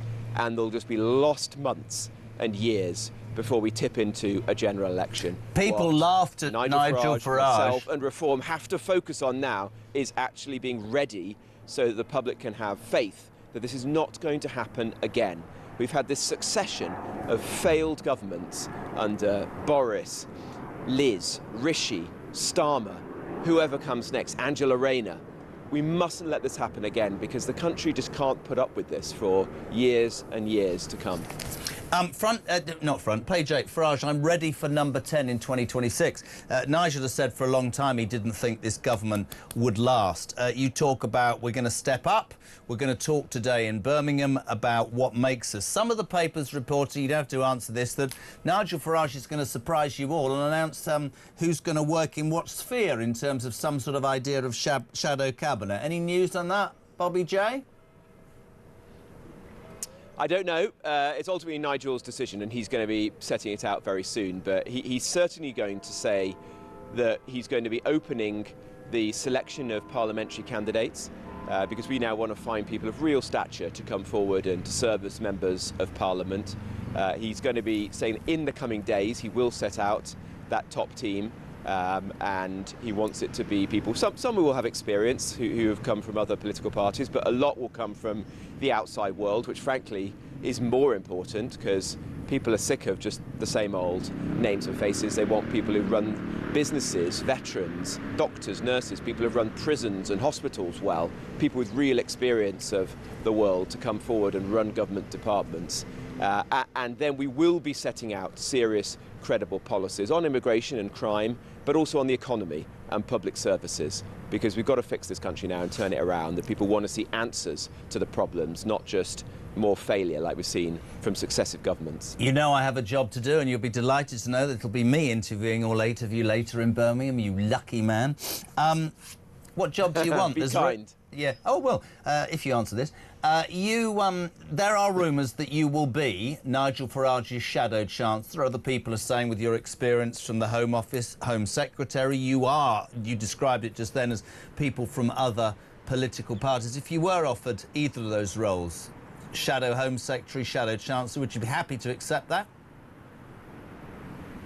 Well, of course, I'd be delighted to do whatever I can to help Nigel. I chose to walk away from the Conservative Party because I didn't feel it had changed. I didn't believe that it was capable of learning it from its mistakes and fixing the country, and to get on board something which I think is incredibly exciting, which is a movement to fix the country. And I will do whatever I can to help Nigel, who I think would be a great Prime Minister, frankly, somebody who has got conviction, who has been consistently right on the big issues facing the country, and stands in total contrast to Keir Starmer. People want a strong leader at a moment like this, and that's what they would get from Nigel Farage, and if I can help him in any way, I certainly will do. Just final question. What's impressed you most about reform since you defected from the Tories, Robert? There's a genuine sense of energy and momentum behind it. You know, when you see the old parties, these are dying organisations. You know, they struggle to get a couple of dozen people to come to a meeting. Reform gets thousands of people to come to its rallies and events, as you'll see later today in Birmingham, and people from all walks of life. The event we held in Nottinghamshire a couple of weeks ago that I went to had farmers, small business people, pensioners, tradesmen, arriving in their white vans after a long day on a shift on a building site in Doncaster and Sheffield, coming to this because what united everybody in that room was that they saw a great country with so much promise, but in a real mess, and they wanted to do something different and to have a government that could come in and actually fix the challenges that face the country. And that is genuinely very exciting and new, and I'm pleased to be a part of it now. Just quickly, so we're meeting later on stage in Birmingham. Are you flying in your private jet or going on the train? I'm catching the train. Oh, I'm going in a helicopter. You're going by helicopter, Yes, of course I am. Finally, do I get a commitment? Are you doing Ring Rob this week? Oh, I don't know. I'd like to say yes, but I don't know. It depends how nice you are. It depends how nice you are to me later on in Birmingham. Oh, great. Jenrick's now trading with me. Brilliant. Listen, Robert Jenrick, thank you so much indeed. Appreciate your time this morning, live from College Green, talking about the news that Nigel Farage, page 8 of The Sun, I am ready for number 10 in 2026. Later on in Birmingham, total transparency. Yours truly running. There'll be thousands of people there. I'm going to be talking to every single elected and defected MP, all 8 of them. I'm trying to come up with a phrase. It was magnificent, 7. What do I say for 8? Your suggestions would be great. Nigel Farage will be on stage as well, talking about his plans going forward, as Reform say, with all this drama about will Starmer survive. It's in every single newspaper. Labour MPs are turning on him. The ministers are turning on him. We're on resignation watch. Reform are saying, we're trying to do what's right by the British people, and we'll put forward how we would govern differently. Talk Breakfast is on. It's 25 to 8. We're back in 3.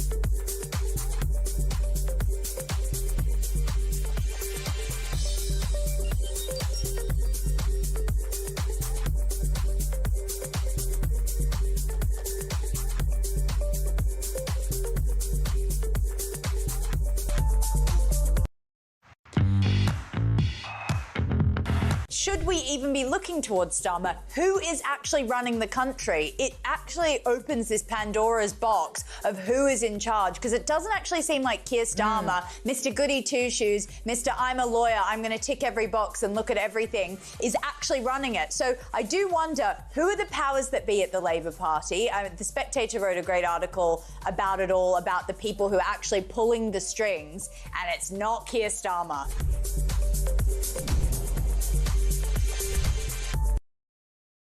Across the UK, on DAB+, on YouTube, on your mobile, and on your side. This is Talk. Welcome back. 25 minutes to 8 o'clock. Never have a biscuit 15 seconds before you come back on air, because the bits just won't go. Welcome back. It's the Jeremy Carr Breakfast Show on Talk. Can I say thank you again? Officially last week we found out for this radio station, people listen to Talk longer than any other speech-based radio station in the UK. That's a genuine comment. That's not massage. That's not made up, OK? That's an absolute comment, and we thank you so much indeed for that. Keep telling your friends, because this is where it's at.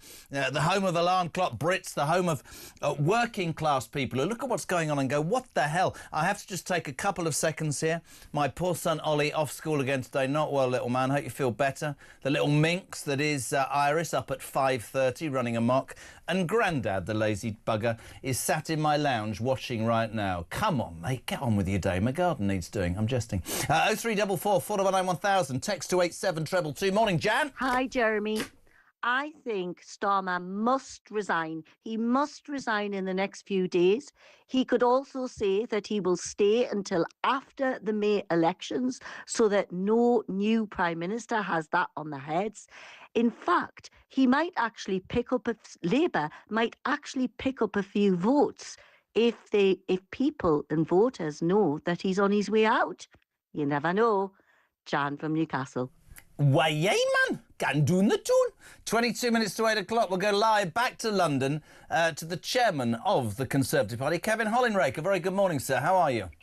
Good morning, Jeremy. I'm actually in North Yorkshire, glorious North Yorkshire. Brilliant. Hold on a second. If you told me he was in North Yorkshire, I wouldn't have said he was in London and looked like an idiot. Thanks very much. Yeah, I was going to say, where's the hat and coat? Have you come inside? Kevin, welcome. I'm going to start slightly differently.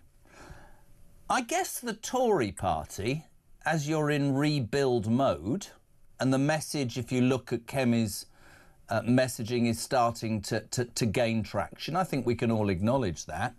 You don't really want a general election right now, do you? You'd like this man to limp on a bit whilst you continue to gain ground. Would that be a fair comment?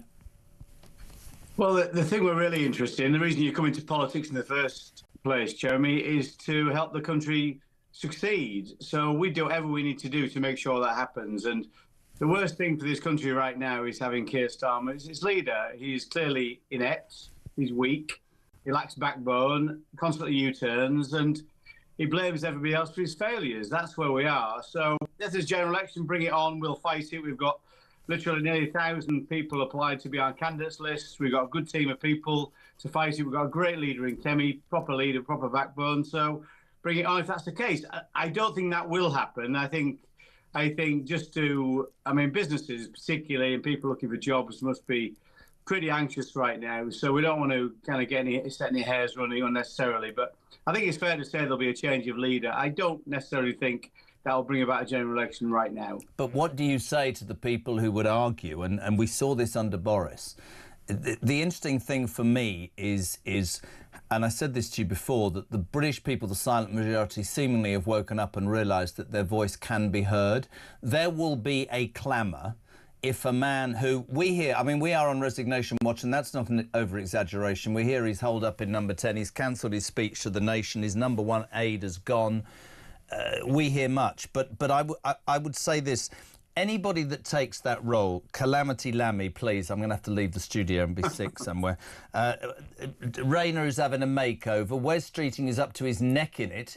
We just heard he organised Mandelson's stag do. And don't get me on puberty blockers. You look at the rest of that front bench and you think, geez, there's no experience. I think the country, Kevin, would demand a general election if one of these incompetent people got to have their hand on the most important lever of power in the United Kingdom, don't you? Well, it's not very promising, I agree. There's no good options, I think, of all the people you listed. So, as a result, I think it will be a few weeks before Keir Starmer decides to step down, but he will. He's fatally wounded. So people will be getting their kind of their affairs in order in order to run at it. If there's a general election, as you know, Jeremy, you elect a party to govern. You don't elect an individual. So whether Labour decide to do the decent thing and say, well, OK, we haven't got a mandate for this and we'll go to the country is one thing. You could easily argue, of course, if I was running a business right now, as I was looking for a job right now, would I be really keen to see a general election and some of the uncertainty that would ensue? I'm not sure I would. If there is, we'll fight it. We'll fight it with every bone of our body. You know, we are an organised party. We have a good machine behind us. We have a good leader. We have a good team. So we're not afraid of that at all. But I say the decisions we should take, and indeed the decisions the government should take, should be in the national interest.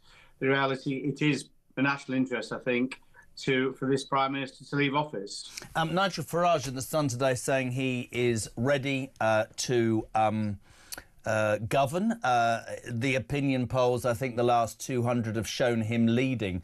There has been, though, traction for Kemi, and some of her performances, I think quite rightly, in the House of Commons. She skewered Starmer last week when he went, well, yeah, I did know. Do you, as the chairman of the Tory party, and I know, you know, you're going to say, but we know each other well enough, do you sense a shift? Do you sense that certain older Tory voters are going, yeah? Or do you fear, as many Tories have told me on this show, that however good Kemi Badenoch is, that she might just turn out to be a bit like William Hague, right person at the wrong time, because the British public will punish you at the next election because they won't quite have, I don't know how to put this, made you suffer enough for 14 years of what they perceive. Because we know last time, and listen, you were one of the survivors, but we know last time, I think Rishi Sunak could have offered everybody a £50,000 payment and they still wouldn't have voted for him. They'd stop listening. Do you think that 5 years is enough time to get the people's ears open again, is what I'm trying to say?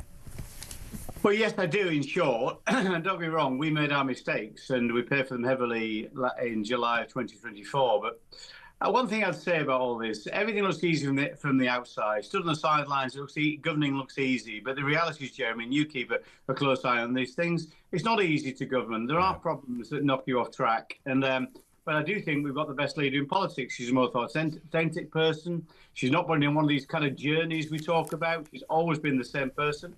She's now the highest rated leader amongst the main protagonists. If you compare with Starmer and Farage, we're the most trusted on the economy again, according to the public, and most trusted by business again. And I think there will be critical success factors when it comes to the next general election. So I think we can win back trust. We are seeing that, as you say, as you acknowledge, from people who've drifted off to reform, and indeed some people who didn't vote at all, or perhaps voted some of the other parties.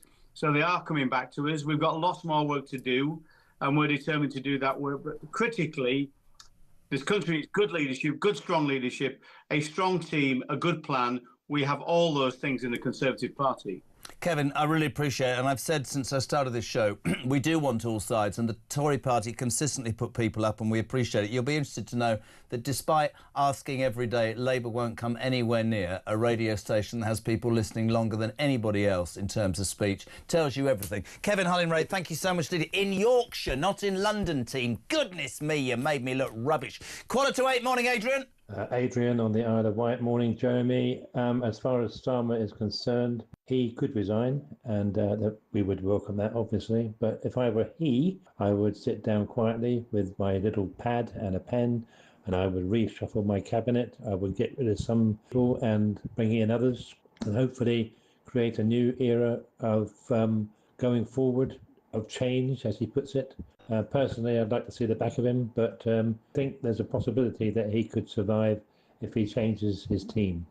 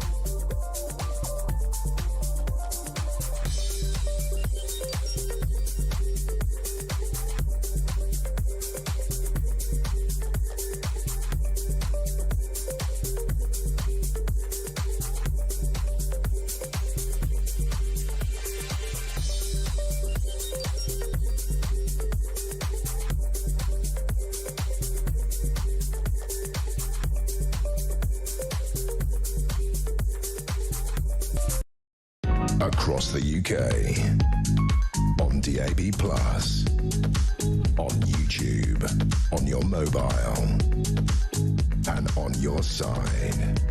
This is Talk.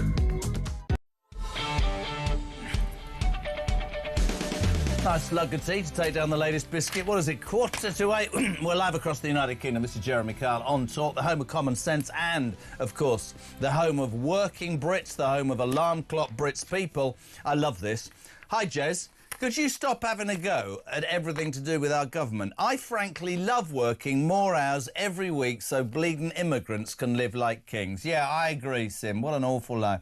Good morning, JK. This is Trevor Jenkins. I actually don't want Starmer to go. I want him held accountable until an election is called. Otherwise, he'll slink off to a UN or EU job, probably. If Starmer says he won't resign because he's worried about the run on the pound on the markets, instead of resigning, he could call for a government of national unity. It'd be fun. MPs from all sides. He won't, of course. He now has a legacy of being the worst Prime Minister in Great Britain's history. Liz Truss, says Trevor now, can now sleep with a smile. Actually, that's true. He's now officially worse than Liz Truss, Gary Phillis. So Starmer is holed up in Downing Street, depressed. I have news for him. Us little folk have been depressed since you walked into Downing Street. Lots of us knew how much of a disaster you'd be. We'd hope not, but we didn't hold our breath.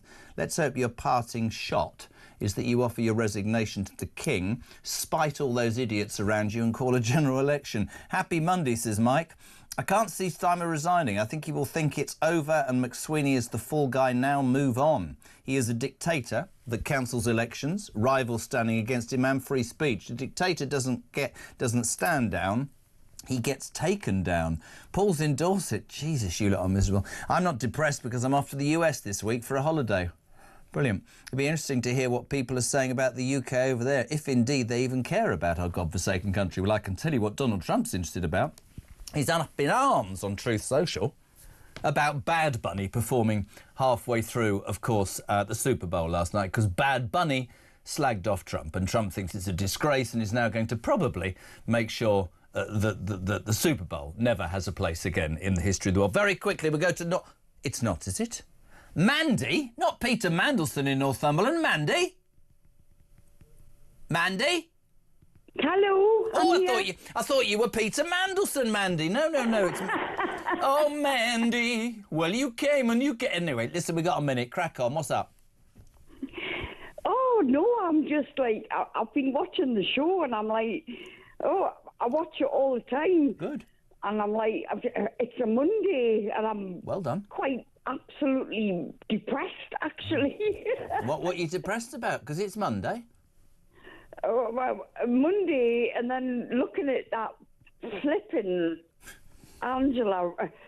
She's had her hair done. She might be next Prime Minister, our Ange. Be proud, wouldn't it? Look at that on TikTok. Ange having her ginger hair done. Yes, she could be the next Prime Minister. Doesn't that make you happy? Oh, no. And then Lammy and Milliband. Oh, I'm like, oh, hey, what is happening here? I'll tell you what's happening. You are watching and listening to the death throes of this Labour government, and there is no doubt, we are on resignation watch on a serious note, there's no doubt that he's going to go. It's just when, not if any longer. And I just think it's fascinating watching this bunch of talentless people. David Lammy, I warned you over... Why have I done an impression? That's not how you speak. And Mandelson, she's having her hair done, but still owes HMRC 40 grand. Wes Streeting, oh yes, I'm the sensible candidate, are you? You organised Mandelson's stag do. You think it's all right to try puberty blockers on kids. Anyway, there's one reason to be happy, Mandy. What is that? You've spoken to me. Oh, OK. Well, it shows on my telly that I'm speaking. Am I not? Brilliant. Listen, good luck. And I will only say this, Mandy, because you've got a sense of humour, haven't you? Yes, I have. Keep taking the medication. 9 minutes to 8. We're live across the United Kingdom. Brilliant. With all that's going on in God's country, Northumberland, by the way, that's the old man you say. With all that's going on across the country, right, it is not wrong to say that there are many conspiracy theorists about Epstein, for example. We joke, but this is a man who went from millionaire to multi-billionaire and nobody knows how. This is a man who ended up... We've had the Crown Princess of Denmark sent an email in the Epstein files that said, I want you to have my babies. The Duke of York, the Queen's favourite son, Prime Ministers, Bill Gates, Clinton, Trump. How in the name of God did this man have the tentacles to stretch? What happened? Now, one of the theories is he was a paid-for Russian agent. That was true, they say. Other people say, no, it's Mossad, the Israeli secret forces. Jake Wallace-Simmons wrote in The Telegraph this weekend, one thing we know, Epstein was no Mossad agent. Jake, a very good morning to you, sir. How are you? Good morning. Very well. How are you? Well, honestly, if you want me to be honest, this is just like playing a fruit machine every single day and putting in a quid and out comes the jackpot, because I actually now don't have enough time to even cover what's in the news. It just won't go away, will it? Well, it's like putting in a coin and something other than jackpot comes out day after day, if you ask me. But I mean, these rumours about Epstein being part of the Mossad. I mean, obviously people blame the Mossad because it's like the bogeyman for a lot of people. You know, all these conspiracy theorists, they love blaming Mossad for everything from 9/11 to Princess Diana's death. They even blame Mossad for infiltrating sharks into the Red Sea whenever there's a shark attack. They're just paranoid about Mossad. But if you look at the actual facts, it's pretty unconvincing, to be honest. I mean, if you look at Robert Maxwell, the media baron who died in 1991, and father, of course, of Ghislaine Maxwell, who's Epstein's co-conspirator. Robert Maxwell died in 1991 at sea. He almost certainly was a Mossad asset. After he died, many former spies said that he was. Many investigative journalists said that he was. He was buried in Jerusalem with high honours, which is unusual for a non-Israeli.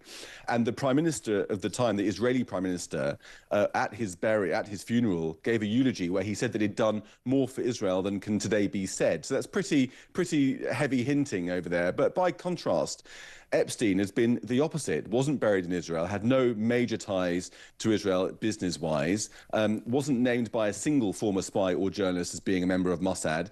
The current Prime Minister, Benjamin Netanyahu, said that he wasn't. Naftali Bennett, the former Prime Minister, said that rumours he was a Mossad agent were a vicious wave of slander.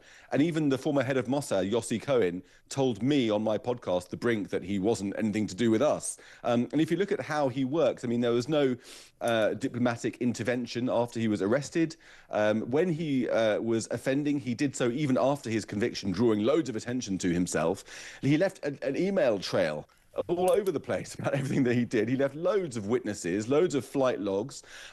His finances were chaotic, opaque, frequently scrutinised. He was investigated all the time, and no evidence from the FBI, from Congress, anyone else, Department of Justice, pulled up any hint of him being a member of Mossad. Usually declassified files or court exhibits or leaked cables come out with something, but there was nothing of that.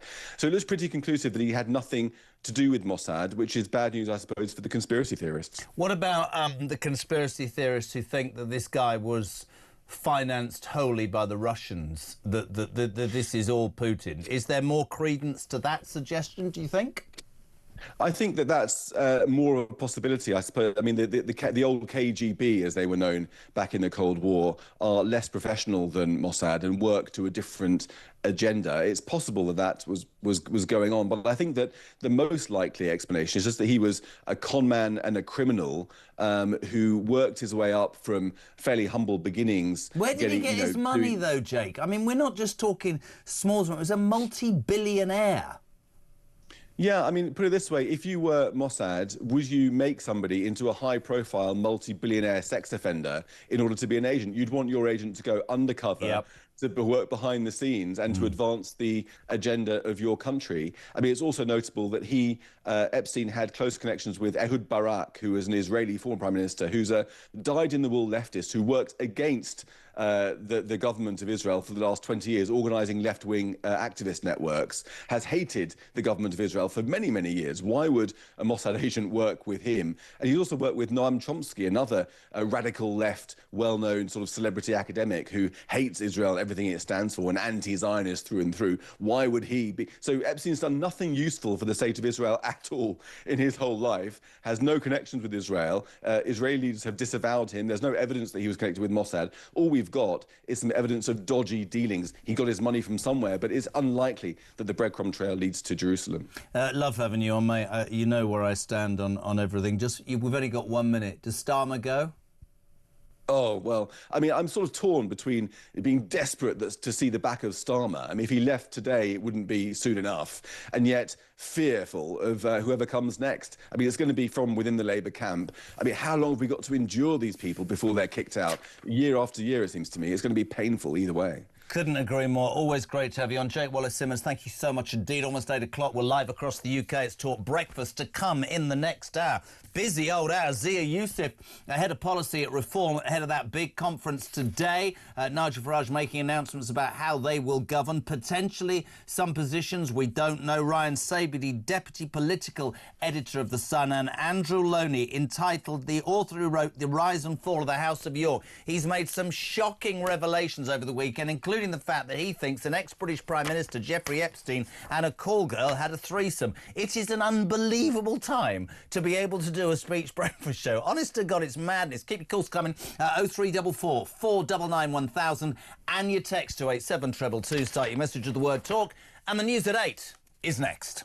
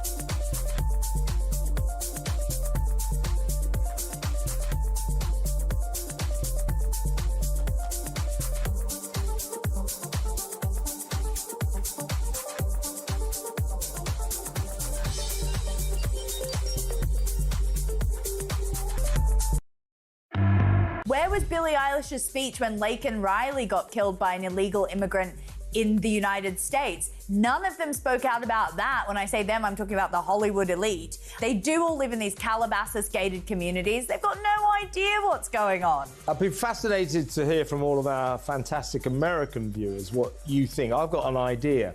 You want to solve all your problems in terms of the migrant crisis and ICE. Just declare Minnesota to be an independent country. Across the UK, on DAB+, on YouTube, on your mobile, and on your side. This is Talk.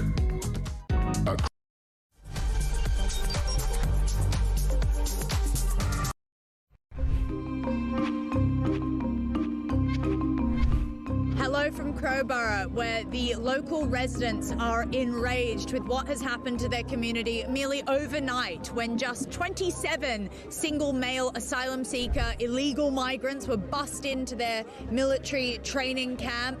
Behind me are local residents, people from all over the country. Shabana Mahmood has said that this is an effective way of getting rid of those expensive, flashy asylum hotels. But unfortunately, these people are still placed within the community.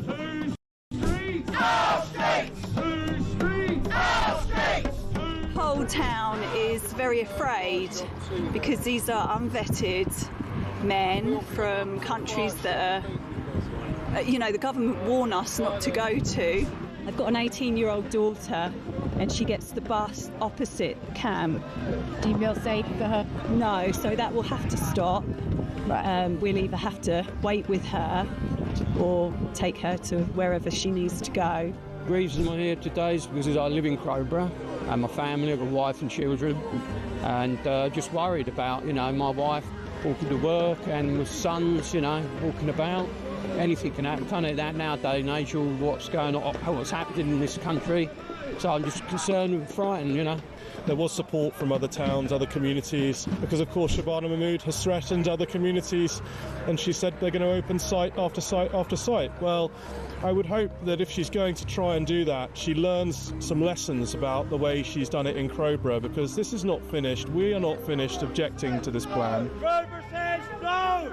Crowborough says no! Crowborough says no!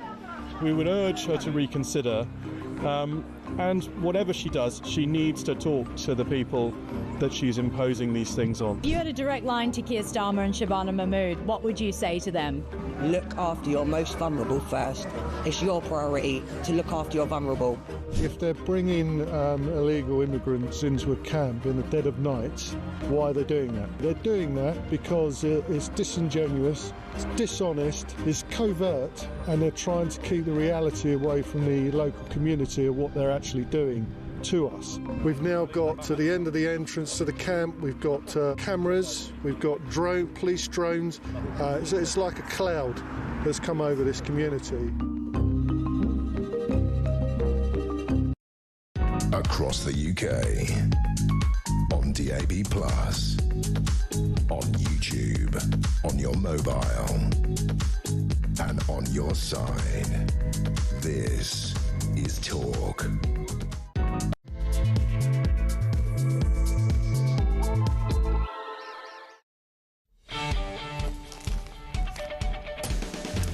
Welcome back, my friends. Welcome back to the Jeremy Kyle Breakfast Show on Talk's the home of common sense. It's the home of alarm clock Brits. And it's the radio station that we found this out last week, are listening to longer than any other speech-based radio station in the United Kingdom. Thank you so much indeed for that. And we are officially on resignation watch. Every single newspaper in the land. So how long can Starmer cling on? Front of the Mail. Labour MPs up in arms. Of course, at the weekend, Keir Starmer trying to fight off this appalling decision to employ Peter Mandelson as the US ambassador with all of his links to Epstein. Last week, he was finally forced by Badenoch in the Commons to admit that he knew. Since then, he's been holed up in Downing Street. Yesterday, of course, Morgan McSweeney, the Chief of Staff, resigned, which is really interesting, of course, because when Keir Starmer says, I have total confidence in you, we then open a bet on how long you've got. This is him having confidence in McSweeney 5 days ago. The Prime Minister chose to inject Mandelson's poison into the heart of his government on the advice of Morgan McSweeney. His catastrophic lack of judgment, telling us now that he did know, has harmed the special relationship. It has endangered national security. It's not the humble address, it's him. It's compromised our diplomacy and it has embarrassed our nation.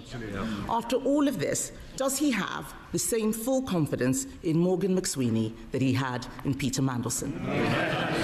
Prime Minister. McSweeney is an essential part of my team. He helped me change the Labour Party and win an election. Of course I have confidence in him. Of course you do. That was Wednesday and he was gone by Sunday, which is absolutely extraordinary. Now, McSweeney, I don't know whether he's a sacrificial lamb, quite interestingly in his resignation letter said, I have always believed there are moments when you must accept your responsibility and step aside for the bigger cause. In public life, responsibility must be owned when it matters most, not just when it's convenient. I ask you this morning, my friends, if the man that gave that dodgy advice to employ Mandelson said go with it, has to resign, doesn't the man who made the most appalling decision to drag his government into the gutter still further have to make the same decision? The vultures are circling, just to put a little bit of humour into it. David Lammy, that's a possibility. He said, I warned him over Mandelson.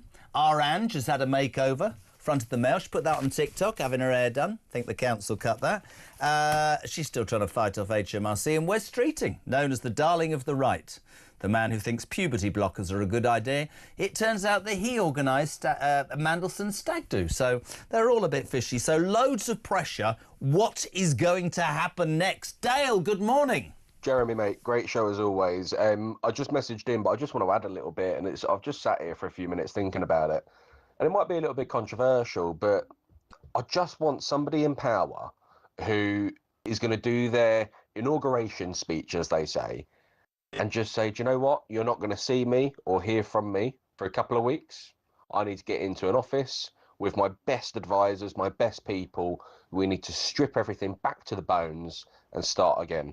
And then they come out and then they say, right, this is what we're doing. Step 1, step 2, step 3, etc. I don't want somebody turning around and saying, we're going to do this for you, we're going to do that for you. Because at the end of the day, they don't know what they can do until they fix the problems at hand. Get the country back on track, sorted, done. I'm just fed up of lies after lie after lie. And I think Dale sums up so many in Britain. They're sick and tired of politicians who pretend to be squeaky clean and then you find whatever else. People who make promises like the Tories they don't see through. I would go further than Dale. What I want as a voter is a person, man or woman, to stand in front of me and go, this is me, I'm not squeaky clean, I've done this, that and the other, here's my plan, I'm going to take you on a journey, there'll be good days and bad days, I'll always be straight with you, I ain't going to get everything right, but let's do our best together. I say to Zia Youssef, Head of Policy at Reform UK, is Nigel Farage that man, Zia? Well, people know Nigel. People have known Nigel for decades, and they've gotten to know Keir Starmer over the last couple of years, and what we've seen is a historic collapse in his approval ratings. In fact, Keir Starmer is in fact only 2 points more popular in the UK amongst the British public than the Black Plague is amongst the American public, according to YouGov. So we've never seen anything like it. He's the most unpopular prime minister this country's ever recorded. And by the way, that was obviously before this Mandelson stuff came out. And you're right, I think Starmer is obviously now on resignation watch. But what's really interesting, I think there's some hidden and coded messages actually in his Chief of Staff, Morgan McSweeney's resignation letter. You know, when he goes into detail, as you just read out, he says it's important that those who make it's important to take responsibility when it matters, not just when it's convenient. And he also, by the way, said that he was not in charge of the vetting process. And I think that's a pretty clear coded message, maybe not that coded actually, to say that Keir Starmer is ultimately the person who obviously made that decision. He's the Prime Minister. He had the entire security services at his disposal, MI5, MI6 and GCHQ, to vet his appointment to be US ambassador. And it was always clear this was the man that he wanted. And now he's extremely exposed because Morgan McSweeney, remember, was the protege of Peter Mandelson, wasn't he? And so he was the real dark artist, as it were, that Keir Starmer called upon to do his dirty work. And look, it's now just a question of time. It's a matter of if, not when, Keir Starmer resigns. And I just feel sorry for the British people because Starmer is now exactly where the last 4 or 5 Tory prime ministers were, spending all of their time and energy trying to save their own bacon, save their own skin, literally survive day to day. All of his cabinet ministers are not spending time trying to turn the country around and help people. They're just spending their time plotting to replace Keir Starmer and try and get an even better cabinet position next time round. So the British public have not had a serious, loyal and competent government in this country, I think, for well over a decade now.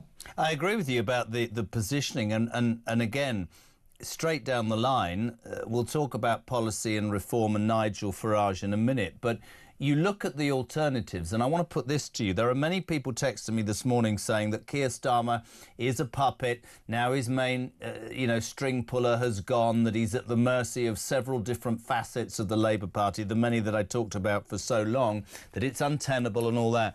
Can you see a situation, not just because you'd like this, but can you see a situation where his sort of last piece of action would be to basically take any opportunity away from any of those dullards to take over from him and literally call a general election, even if he knew they were going to lose, because he just doesn't like the thought of losing those levers of power, Zia? Can you see that happening or not? I think that would probably overstate the degree of control that remains for Keir Starmer inside the Labour Party. He's clearly, not in control. It's his backbench MPs who have been in control for some time. Because if you remember, even the first semblance of any type of welfare reform, scratching at the surface of what this country needs, given welfare is now a runaway train to which the entire economy is attached. Even that, there was a massive rebellion. We may have seen just this week talk of another massive rebellion in opposition to the Home Secretary's, again, very minor immigration reforms. Still nothing even close to what the country needs to stop the boats, let alone do anything else. And again, almost 50 Labour MPs have told media that they would vote against it. So it is the Labour Parliamentary Party who are sadly in charge, and it will be the Labour members, heaven forbid, it will be the Labour members who choose the next Prime Minister. And this is why we're saying there must be a general election, because there will be no mandate for whatever the hell comes after Keir Starmer. It's going to be well to the left of him. I mean, almost every poll of Labour members shows that Mad Ed Miliband, of all people, is miles in the lead. One of the most insane, incompetent and ideologically possessed people ever to hold high office in this country. And can I just jump in and say, destroying our economy in real time with his mad net zero policies. Starmer tried to fire him, if you remember, just a couple of months ago, walked into his office, said, off you go. And he said, I'm not going anywhere, mate. And we're in a situation where, sadly, I think he's odds on now to be the next prime minister. And that's why we must have a general election. There is no mandate for that in this country. I tell you what I think as well. I'd be interested in your opinion on this. I know people will say, Poppy Coburn said it, Isabel said it, that actually, it's a 5-year term, it's a large majority. I've a great belief in the British people, and I've said this for months, to the point where people say, you say it every day, I do. I think the silent majority have woken up in this country and realised that through unity their voice can be heard. I think there would be such a clamour if somebody, probably in hindsight will be worse than Starmer, became Prime Minister. I've never believed it. I've never believed that it's right. I've said it for as long as I can believe. People will say, yes, but you vote for a party. But a Prime Minister gets a mandate from the British people. And if you come in and you have a different agenda and a different series of policies you want to put forward, you don't have a mandate for that. I don't care what anybody says. I know they voted Labour, but in essence, most people will have gone, yeah, Starmer should be our Prime Minister. He's failed miserably. Just to take you up on one point, you said that he's less popular than the plague. I tell you, this will make you smile, Zia. His popularity rating is worse than Maduro's in Venezuela before Trump took him out with the American SEALs. That's true. Yeah, that's unsurprising. I mean, remember, Keir Starmer is a Prime Minister who already had no electoral mandate for all of his most prominent policies that his government have announced since he became the Prime Minister. He only became the Prime Minister because the Tory vote collapsed in the general election, because the British public was sick of their betrayal, sick of their corruption and their sleaze. So therefore, Starmer's only offering to the British people was simply that he wasn't going to be corrupt and sleazy. And what have we since then? Just an endless fire hose of corruption, sleaze and scandal. Remember, it started with Lord Alley and the Downing Street passes and the designer clothes and dresses and spectacles that weren't declared, giving a donor a job in the Treasury without telling anyone. And then, of course, he's cancelled elections for millions of people twice. That wasn't in the manifesto. Trying to impose digital ID, not in the manifesto. Driven a farmer to suicide with his inheritance tax rate on farmers, wasn't in the manifesto. The winter fuel allowance, and then U-turning on that, not in the manifesto. So this was why his popularity had already cratered to sub-zero levels. And now this Mandelson thing is, I think it's the coup de grace. As I said, it's just a question of when and not if Starmer is replaced. Before we talk about Nigel Farage and your party, does Mandelson go to jail, in your opinion? I think almost certainly. I mean, if you look at the emails that are in the public domain, there's a clear prima facie case, I think, for a whole raft of crimes. If you look at, I think the police already investigating for misconduct in public office. I think there's other things as well, like market manipulation, potentially insider trading. Remember, this is just the emails that are in the public domain. And by the way, from what I understand, there's millions more documents to be published. And by the way, what we're going to see in the coming weeks, now is a steady drip feed of documents, WhatsApp messages, emails between Labour cabinet ministers and advisors and Peter Mandelson. That's why this is now, I think, terminal for Starmer's career. And look, do I think, from what I can see, Peter Mandelson probably belongs in jail? Yes, probably. Resignation watch. I reckon Friday the 13th, you'll laugh at me. You think he'll hang on a bit, do you? I think he'll be gone this week. He may well do. He may well do. I mean, look, again, it just comes down to who's going to replace him, and also whether a Labour replacement feels that they want to take on what is clearly going to be a catastrophic performance in May, and potentially for them in this Gorton and Denton by-election. I was up there supporting Matt Goodwin on Saturday. It was a record-breaking day for reform, by the way. Unbelievable. We had an insane number of volunteers out. We're so grateful for them, and we collected more voting intention and more reform pledges on a single day than at any point in this party's history. So we've got huge momentum on our side. You know, calling out exactly when Starmer is going to resign is difficult. I think it's definitely coming imminently. But as I said, I think what's really important is that whoever replaces him has a proper mandate from the British people, because having the support of 15% of the country, with a walloping majority in the House of Commons, and doing things that the vast majority of the people in this country not only don't support, but actively would vote against, I think is totally untenable and unfair to the British public. Today in Birmingham, the Reform Party are holding what I guess you'd call a rally. Every one of the 8 MPs are going to be grilled by that television presenter. I can't remember his name. Oh, yes, me. Are you going to be there later in Birmingham? I will be, yeah. It's going to be a really big day for us up in Birmingham for reform. Nigel will give a keynote speech setting out his plans, his agenda. Obviously, we know Britain is broken, but we also know that this is a great country that has actually come through more difficult times, darker times than this in our proud history. And Nigel will lay out a whole multitude of ways that he plans as Prime Minister to help us turn this great country around. You're going to hear themes like reindustrialization. This country doesn't make things anymore. Industrial production in terms of heavy industry is at 35-year lows. We don't make cars anymore. In fact, Britain manufactures fewer cars today than we did 70 years ago. Not 7 years ago, 70 years ago. Why? Not least because we're allowing countries like China to dump cars, to dump steel, to basically use their means of production as a trade weapon against this country. And we've had absolutely hapless and incompetent politicians unwilling to do anything about it. So we've got to start manufacturing things here again. He's going to talk about challenges, obviously, that we face on our borders, the continued real-time invasion of this country. More illegal migrants have turned up on our beaches uninvited under Keir Starmer than any other Prime Minister. And we should not forget that. It's still happening, despite the rhetoric from his new Home Secretary. So it's going to be really interesting. I'd encourage everyone to tune in. It's going to be a great day. As ever with these things, the press, lots of press reporting that Nigel is going to begin the process of not only talking about the policies and preparing for government, but also in some detail about how his MPs and other people would form positions in a shadow cabinet. You're going to flat back this at me, because of course you will. Any idea if it's going to be announced today, or have you been tipped the wink on a position for yourself, Zia? I think your instincts are correct there. Look, ultimately, these are decisions for Nigel to make. He will be announcing a team reasonably soon.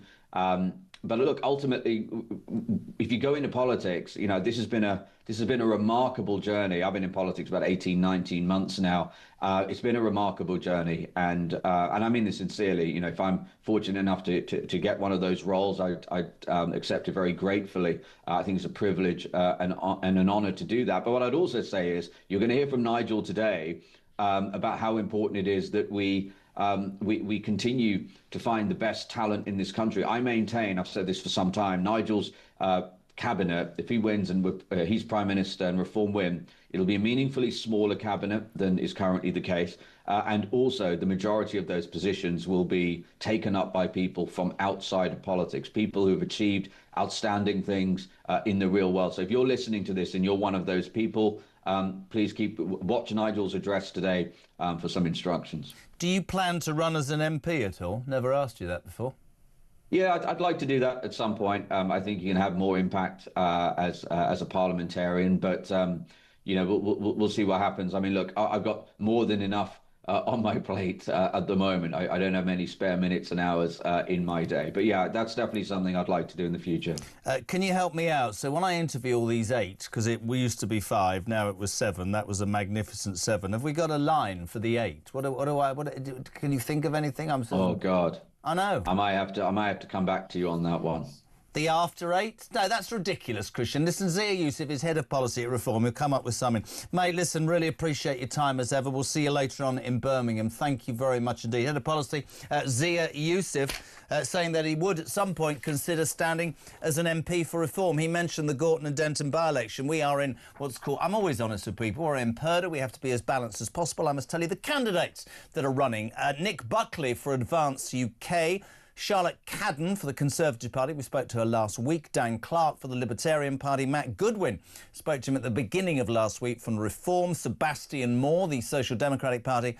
Joseph Omiche rejoined the EU. Jackie Piercy for the Liberal Democrats. Hannah Spencer for the Green Party. Angelica Stoggia for the Labour Party. Hugo Wills, the Communist lead. And Sir Oinkalot, yes, the monster raving Lunar Party. I have to make this point. We will and have reached out to each and every one of those candidates to give them the chance to come on and tell us what they would do in this campaign. As I say, we've spoken to Charlotte Cadden from the Conservative Party and also Matt Goodwin from Reform, but the doors are absolutely open for the other people on this show. 8:21. Let's go to the break with Sean. Morning, Shawnee. Morning, Jezza. Sean of Cheshire here. I'm waking up every day delighted and wondering, thinking what more bad stuff can come out. It's like the gift that keeps on giving. Anyway, who is this guy, Will Starmer? Everybody keeps talking about Will Starmer, and we're having a chat here at home and saying we can't find who Will Starmer is, but everyone keeps saying, will Starmer resign? I'm sure he may. I'm sure he will. Will Starmer do this? So he's obviously around somewhere, but please, somebody identify who Will Starmer is. Cheers.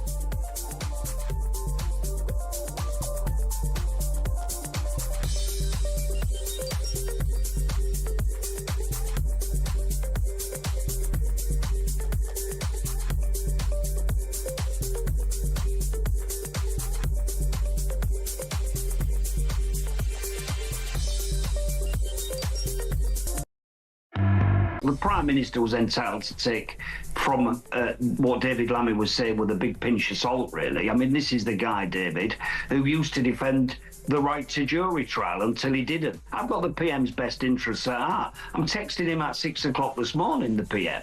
You know, he knows where he text back, Carl?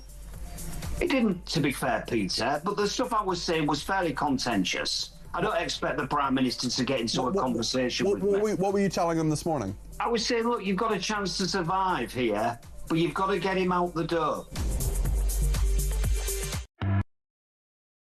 Across the UK, on DAB+, on YouTube, on your mobile, and on your side. This is Talk. Welcome back, 8:23. So much going on. We are Talk. We are The Breakfast Show, and thank you very much indeed. I'm going to keep saying it because it's true. Audience figures last week showing that more of you are listening for longer than ever before to this radio station, and more, you're listening to this station longer than any other speech radio station in the UK. Thank you for that. It's the home of common sense. It's 0344 499 1000 for your voice notes and your calls. You can text 87222. Hello to Simon in West Lancashire. It's time. We demand our country back and real leadership. We've been tarred as racists and far-right bigots and fascists for years. The rebuilding begins. It'll take time and possibly a lot more pain, but patriots are waiting to put their shoulder behind a reform government. Jess, didn't Ange get rewarded with a payoff too? So she could at least pay 50% of her HMRC bill. Paula, good morning, Jeremy. Great show. I think Keir Starmer needs to have his knighthood taken away as well as him resigning. Oh, that's it. Kick a man when he's absolutely down. Ivor from Chelms. Why did I do that? No idea. Morning, Jez. So Keir Starmer is holed up at number 10 and depressed. Does this mean he can now claim universal credit and work from home? Brilliant. Morning, Jez. Team. Starmer won't go anywhere until the Chagos deal is done. Darren in Cambridgeshire. I sort of agree with that. That's one of those things that you go, oh, you know, I made a real difference. Did you? You gave away a piece of sovereign land and £16 billion of our money when we're absolutely skint. Steve says Starmer will not sit down before the World Cup because he won't get free tickets. Ooh. Dennis in Manchester. Morning, Jez. Starmer will likely stay until the locals in May because no one else wants that debacle on their watch. That's probably true. It'll also give angry Rayner time to get a legal trouble sorted out, which will please the Parliamentary Labour Party but horrifies the rest of us. What a joy it is living in this country. Great, so miserable. Roger from Wales. I don't know why, again. I think that when Starmer quits, it should be declared a national holiday. Oh, that's a bit unfair, isn't it? Jez, great show. The Reform 8, you could call them the After 8s. They're getting our country back on track. Yes, we've done that already. Stephen Cornwall. Apart from Gordon Brown, the grandees of the Labour Party, including the union leaders, are all keeping very quiet on the Mandelson-Epstein saga. Are they bunking down because they're panicking? You could argue, right, that Gordon Brown came out quickly last week. He eviscerated Mandelson, probably because he too could be accused of making an appalling decision. Morning, Tony. Morning, Jeremy. Tony from North Somerset. The old McSweeney Starmer debacle just goes on and on. McSweeney's gone. What a clang.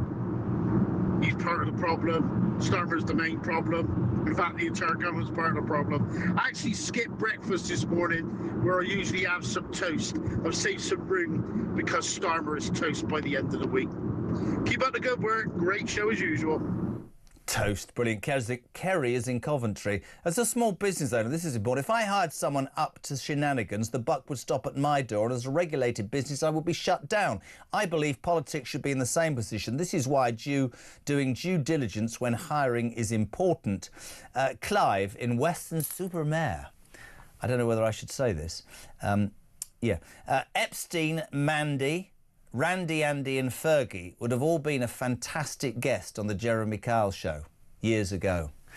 The man that sent that was from Weston-super-Mare, the biggest catchment area for the Jeremy Kyle show in past, so maybe he knows what he's talking about. 8:28. We'll say good morning to the Deputy Political Editor of The Sun. Ryan Saby, how are you, my friend? Good morning, Jeremy. All well? Yeah, when I took this job, I thought, oh, God, we're going to talk about news for 4 hours? Are you joking? Mate, this is like going to the penny machines and putting in 1p and winning £10 every single day. Have you ever in your life known anything engulf the media as this whole Epstein debacle? No, and I go back to Partygate, to Liz Truss, to Brexit, to the end of Boris Johnson, and I don't think we've seen anything quite like it in the best part of 10 years. People have been talking about this as being the biggest political scandal since the Profumo affair in the 60s. And I think it's exactly that. It's something that's rocked the state, it's rocked politics, it's rocked royalty. And, we haven't seen the end of it. None of us will know at the moment as we comb through these 3 million files where exactly all this is going to end up.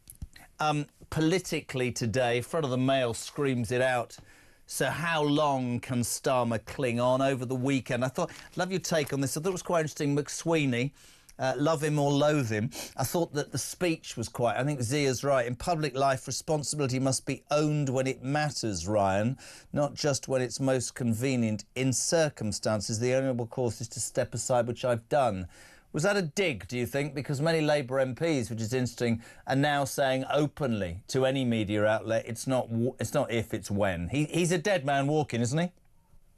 Yeah, I think he knows that. He knows that he's made a grave mistake in appointing Peter Mandelson to that top diplomatic job. And it's just a matter, I think, of of when the other leadership contenders feel it's an appropriate moment to jump over the edge. Keir Starmer might have bought himself a few weeks, a few months. You know, we've got a by-election in a couple of weeks, got those May elections as well. It is a matter of when. I think he's got several big problems. You know, all these decisions over the past 18 months or so many U-turns, and this has just topped the lot of it, really. And I think MPs, you speak to them privately, some are coming out publicly and you know, don't want him in that top position, but privately they know things have got to change. But the trouble is, what is the solution? Is there anyone better in the Labour ranks who can take over? And I think that's the big problem for those Labour MPs. I mean, that's where the conversation goes, isn't it? Because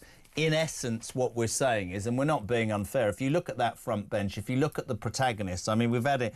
Lammy, oh, Jesus, he's turned on the PM saying he warned him over Mandelson. Wes Streeting, we found out this morning, he organised Mandelson's stag do. He's completely up to his neck in it. Angela's had a makeover. There's somebody that hasn't been talked about, though, and that's Shabana Mahmood, who I think is probably somebody who would gain some traction. But if you look at the Parliamentary Labour Party and you look at the membership, out in front by an absolute mile, and how frightening is this, is Mad Ed Miliband. I mean, could Starmer survive simply at the thought of him? No, because the unions will control Miliband, and that's what will happen. He is Prime Minister, Ryan? Jesus, man. Yeah, I mean, Ed Miliband has said several times in recent weeks and months that he doesn't want to go for this job. Of course he has. When that job and the thought of going into number 10 and running the show actually, you know, comes to you, and you know you have the opportunity to do that, I wouldn't put that past any single politician. Now, Shabana Mahmood, you know, has received a lot of plaudits at Justice and as Home Secretary.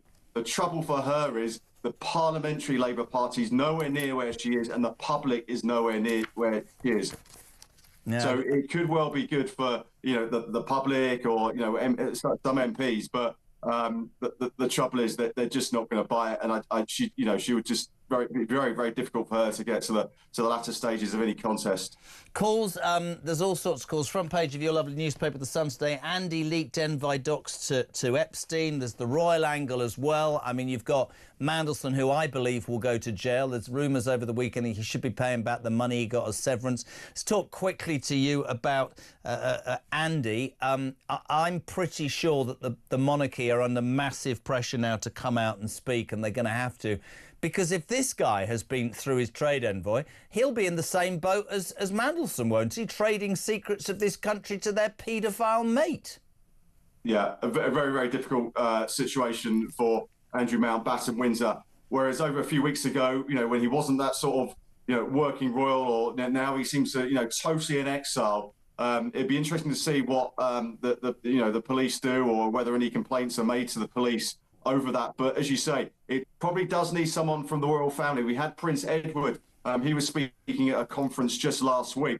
Just wonder whether it needs someone a little bit more senior than that. Prince William is currently out in Saudi Arabia on a 3-day tour. Will it need him? Will it need King Charles to come out and say something? It just feels like it needs something from the royal family to shore something up, reassure those victims, and actually say something publicly. I made the analogy this morning, and I stand by it, when the Queen was stuck up at Balmoral after Diana's death, and she was up there looking after the grandchildren, and I believe, because she was amazing, that was her first thought. But the clamour from the British public to hear from their monarch grew and grew, and she flew down famously and addressed the nation.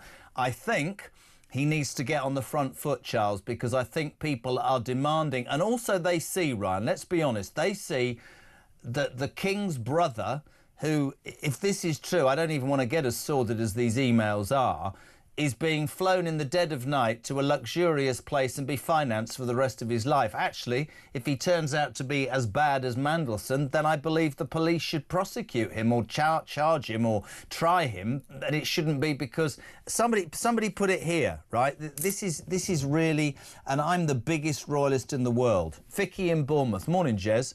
No, I don't want Charles to talk about his brother, because I don't think any of us are continuing to believe a word these elites say anymore. That's the issue the monarchy's got now.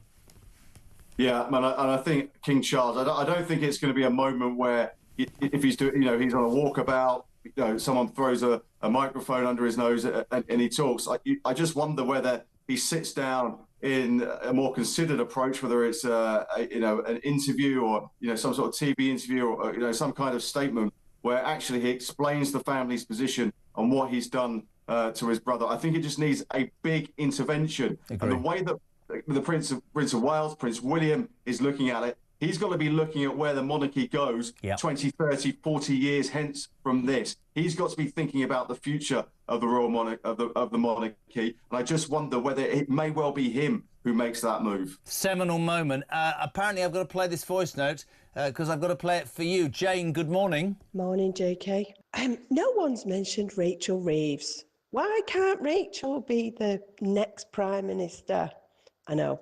I've not been drinking, honestly. Oh, my God. Ryan, we never thought of that. Rachel Reeves is the Prime Minister. What do you think?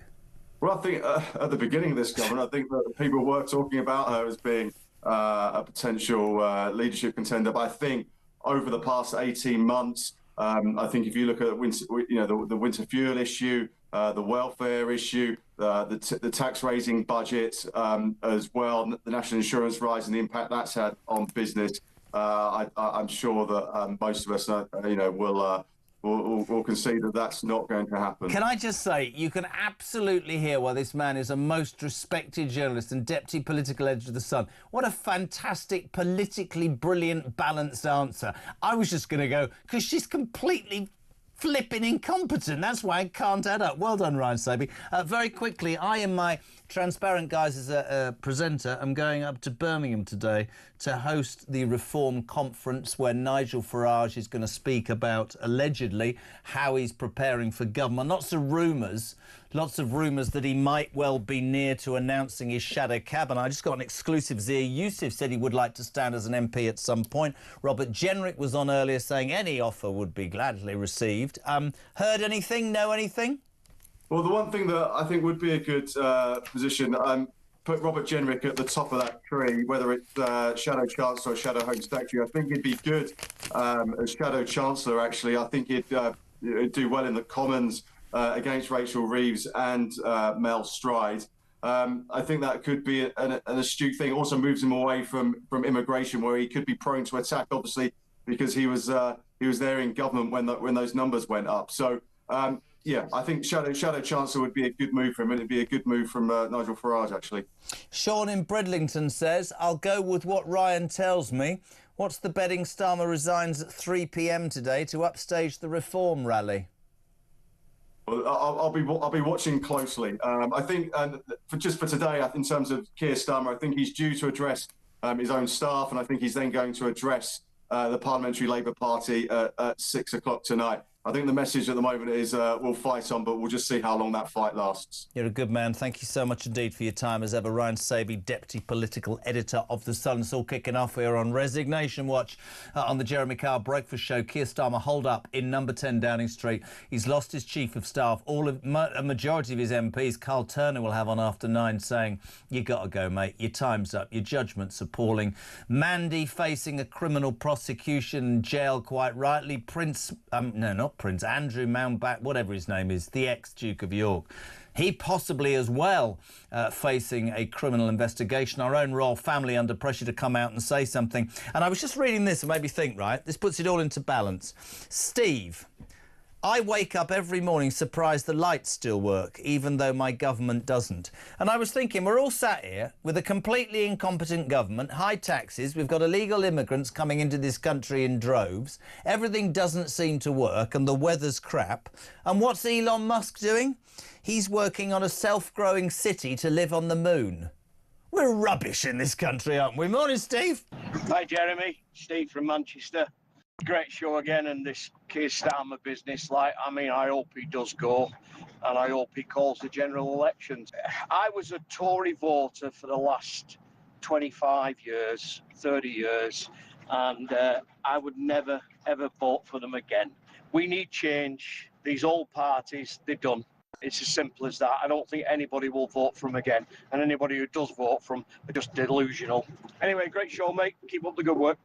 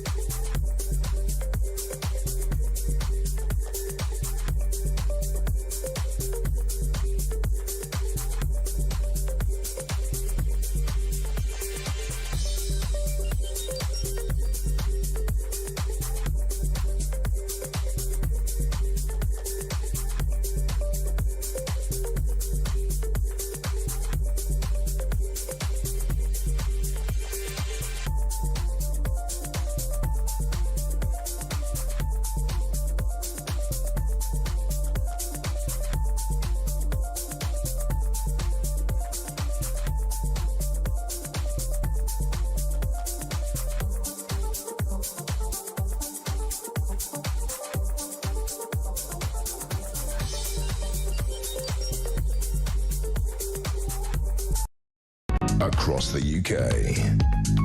On DAB+, on YouTube, on your mobile, and on your side. This is Talk. Welcome back. Yeah, Julia Hartley, Brewer, the Queen of Westminster, here from 10 o'clock, and Ian Collins from 1 o'clock this afternoon. We're live across the UK. This is Talk.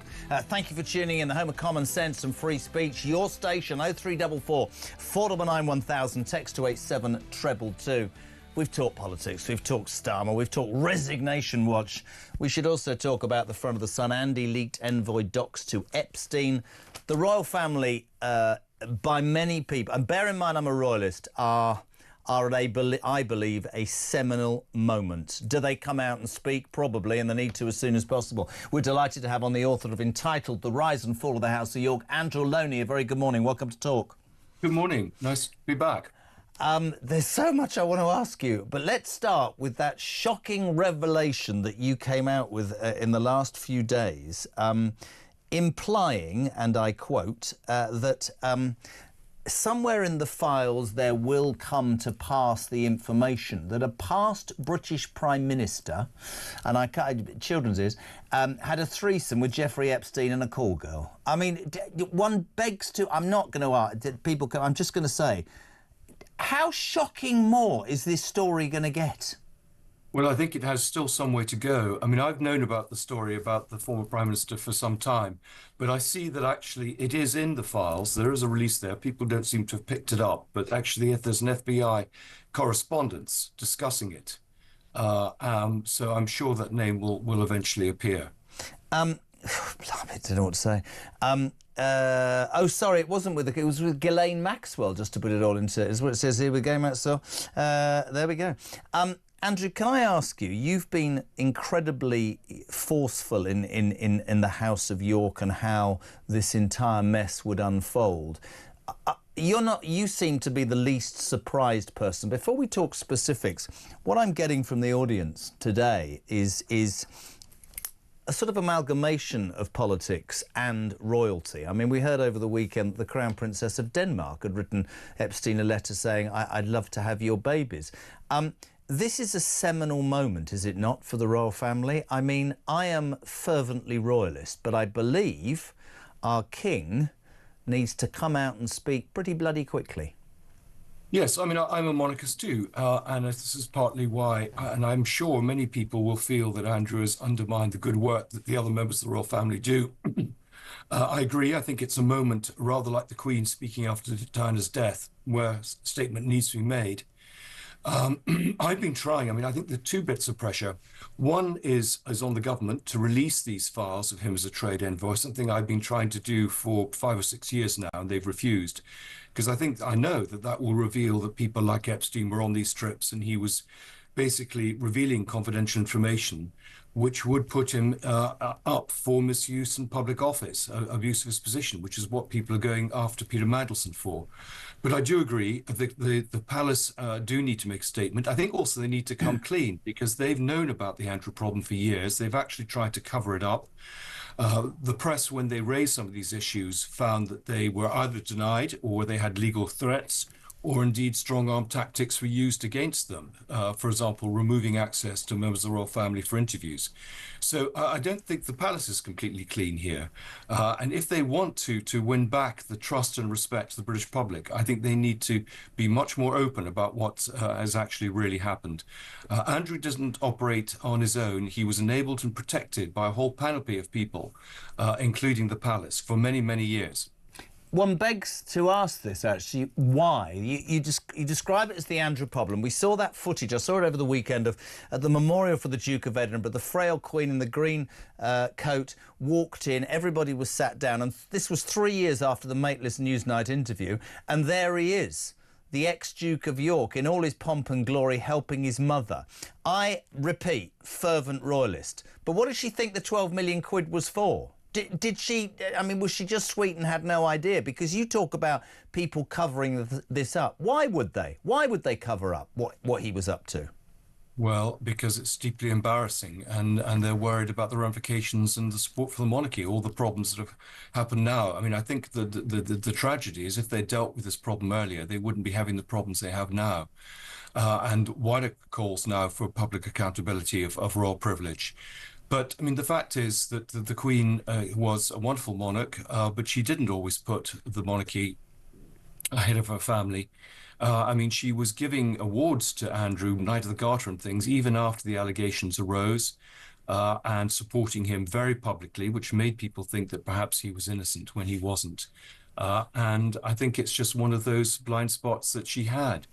Do you know why, or do you have an idea as to why she had a blind spot with him? Yes, I mean, she realised she hadn't been a great mother to Charles. Andrew was part of the second family, and she sort of felt that she had to make up for it. So she spoilt him, and he had no boundaries. He was told he was wonderful, and together with his character, which was rather sort of boisterous, the whole problem began to develop, and all the way through his life, whether it's at school, in the Navy or elsewhere, he's been told he's wonderful, and no one has really spoken truth to power.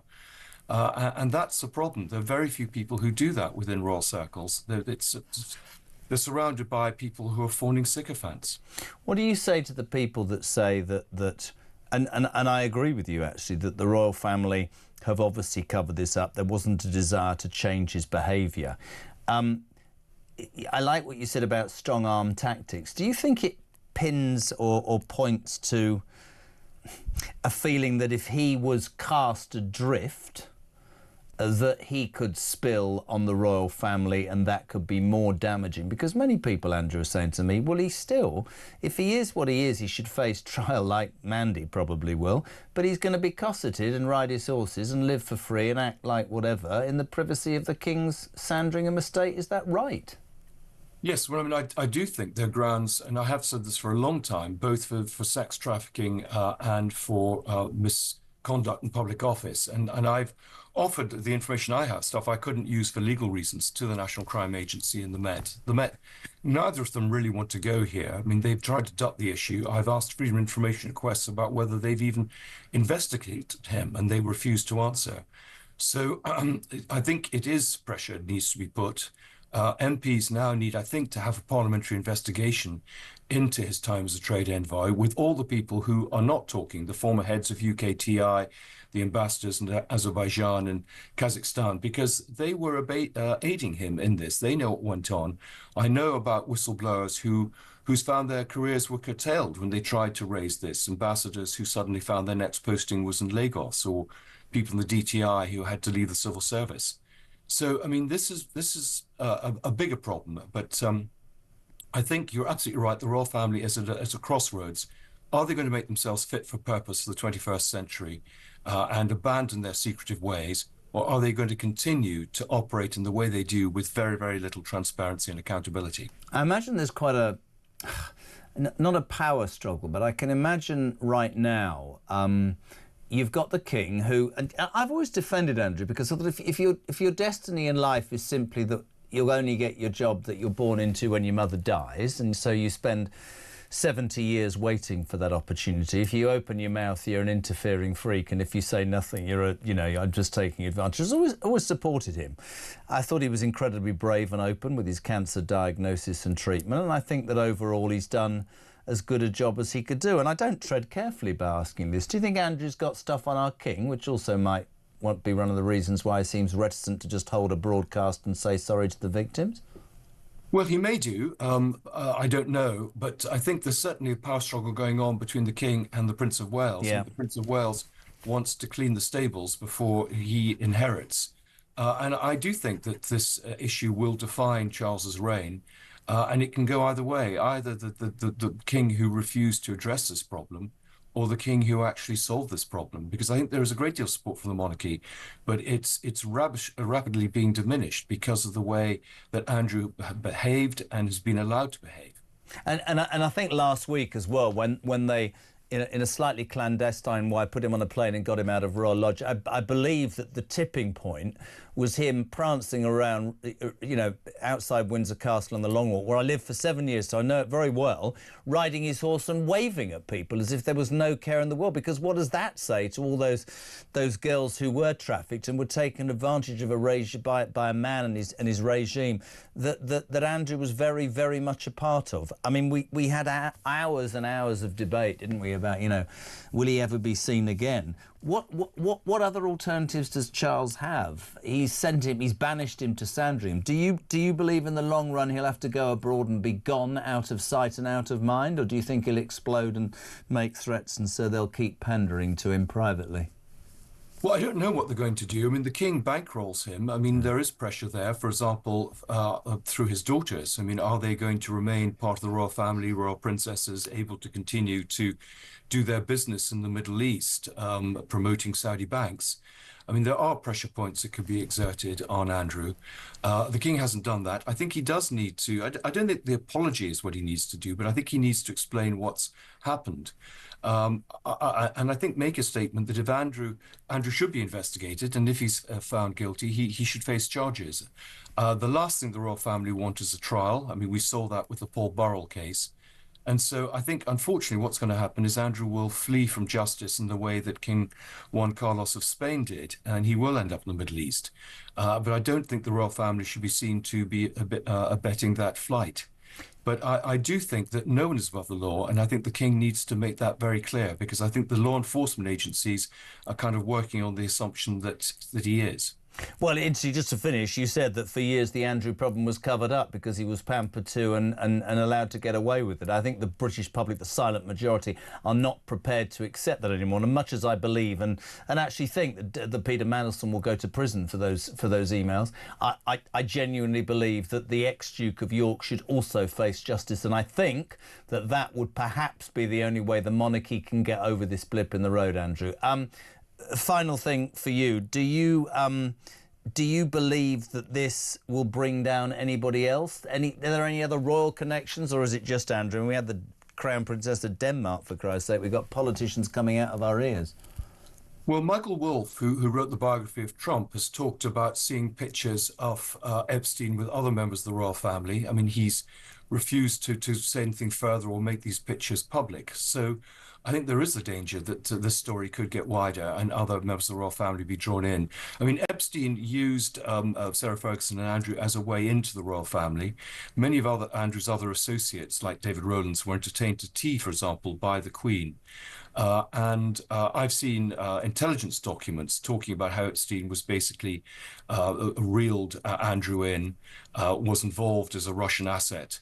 And one of the reasons that they thought they were safe is that Andrew was protected by another member of the royal family. So I suspect there will be more that may emerge. Do you think the royal family's compromised? Well, certainly Andrew was caught in many honey traps, and there's a lot of compromat on him from intelligence agencies all over the world. But who knows what he said to people if he's been blackmailed. And certainly Sarah Ferguson, I think, also may well have been indiscreet. So who knows where this goes? I mean, when I wrote this book, I was vilified as having made it up and criticizing the Queen. And now, you know, fortunately, all the things I found separately have proved to be true with these releases. It's absolutely true, and it's a delight to have you on. We'll get you on very soon. Andrew Loney, thank you so much indeed. Author of entitled The Rise and Fall of the House of York. It's almost 9 o'clock. It's the biggest story. It's going nowhere. Will Starmer resign? Will the Duke of York, ex-Duke of York, be criminally prosecuted? The Epstein Files saga goes on and on. Push that sports button, Big M. Nearly. 90 minutes in 90 seconds. From The Sun. Tom Barkley, whose father owns a Rolls-Royce dealership, I'm joking, senior football writer at Sun Sport. We haven't got long. It's a good time to be a West Ham fan. The Great Escape is on, Tommy. Hi, Jeremy. How you doing? Wow, straight on. Yeah, we talking about The Great Escape at West Ham. Yeah, they've been amazing the last few weeks, haven't they? Spurs, in particular, are feeling very much like they're breathing down their necks at the moment. Suddenly, the relegation battle seems to have encompassed a whole bunch of different clubs. I'll just keep the belief. I'll keep the belief. Can I just say I thought that was the greatest game of football I've seen for a long time yesterday. Liverpool 1, Manchester City 2. Unbelievable. Liverpool scoring the 74th minute. I mean, they nearly scored 3. That was a great spectacle for the Premier League, wasn't it? Absolutely.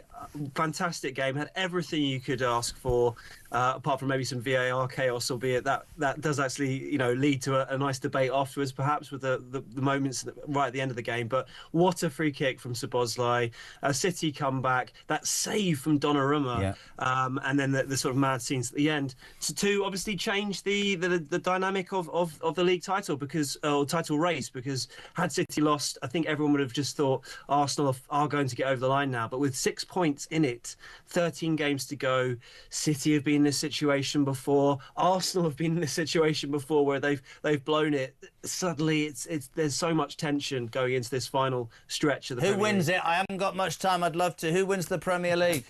I still think Arsenal have got it in them. I don't think City are quite good enough. And do West Ham survive? Tom Barkley? Yes, I think they do, but I think Tottenham do as well. Good man, bless you. Get your dad to send me a roller. It's almost 4 minutes to 9. We're live across the United Kingdom. 0344 499 1000. Let's say good morning to Alan. This is Alan from Salford, Jeremy. It just shows how inept he is, Mr. Starmer. He's been to China, hasn't he? Trying to get trade. He got nothing, only investment into China. And today they've just jailed that Jimmy Lai to 20 years in Hong Kong. It shows what a great statesman this guy is, doesn't it? He should go now, call an election and let him go to Europe, where he really seems to enjoy himself. Thank you.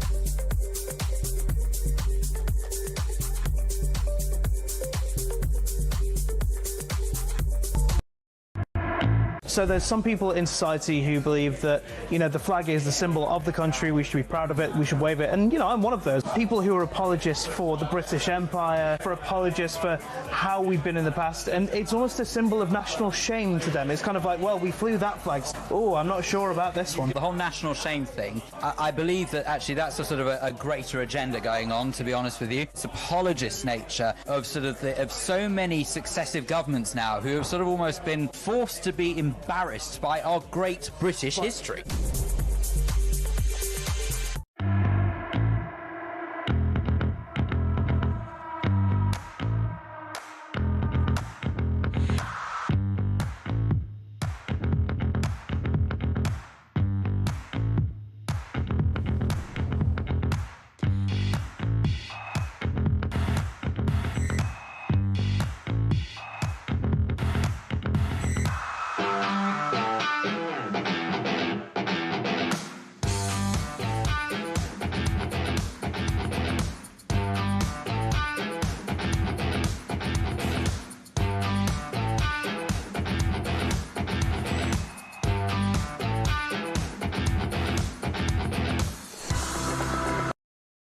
Across the UK, on DAB+, on YouTube, on your mobile, and on your side.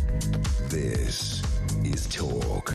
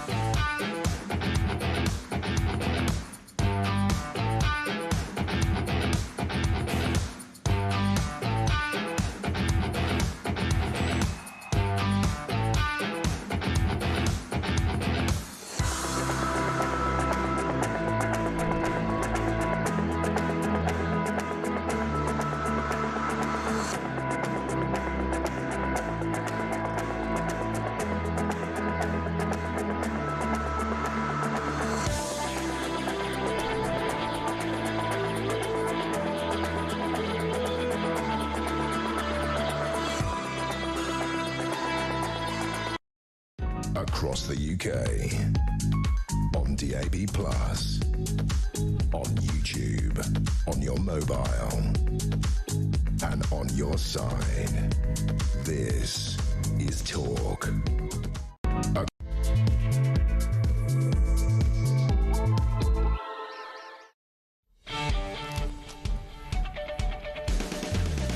Welcome back. Just gone 9 o'clock. We're live across the United Kingdom. This is Talk. It's the home, of course, of common sense. It's the home of the alarm clock Brits, and we are officially the most listened to in terms of how long people listen to speech radio station in the UK. Thank you for that. Really appreciate it. Thank you for tuning in. If you want to be part of it, oh God, what a morning. 0344 499 1000 for your text. No, that's your calls and your voice notes.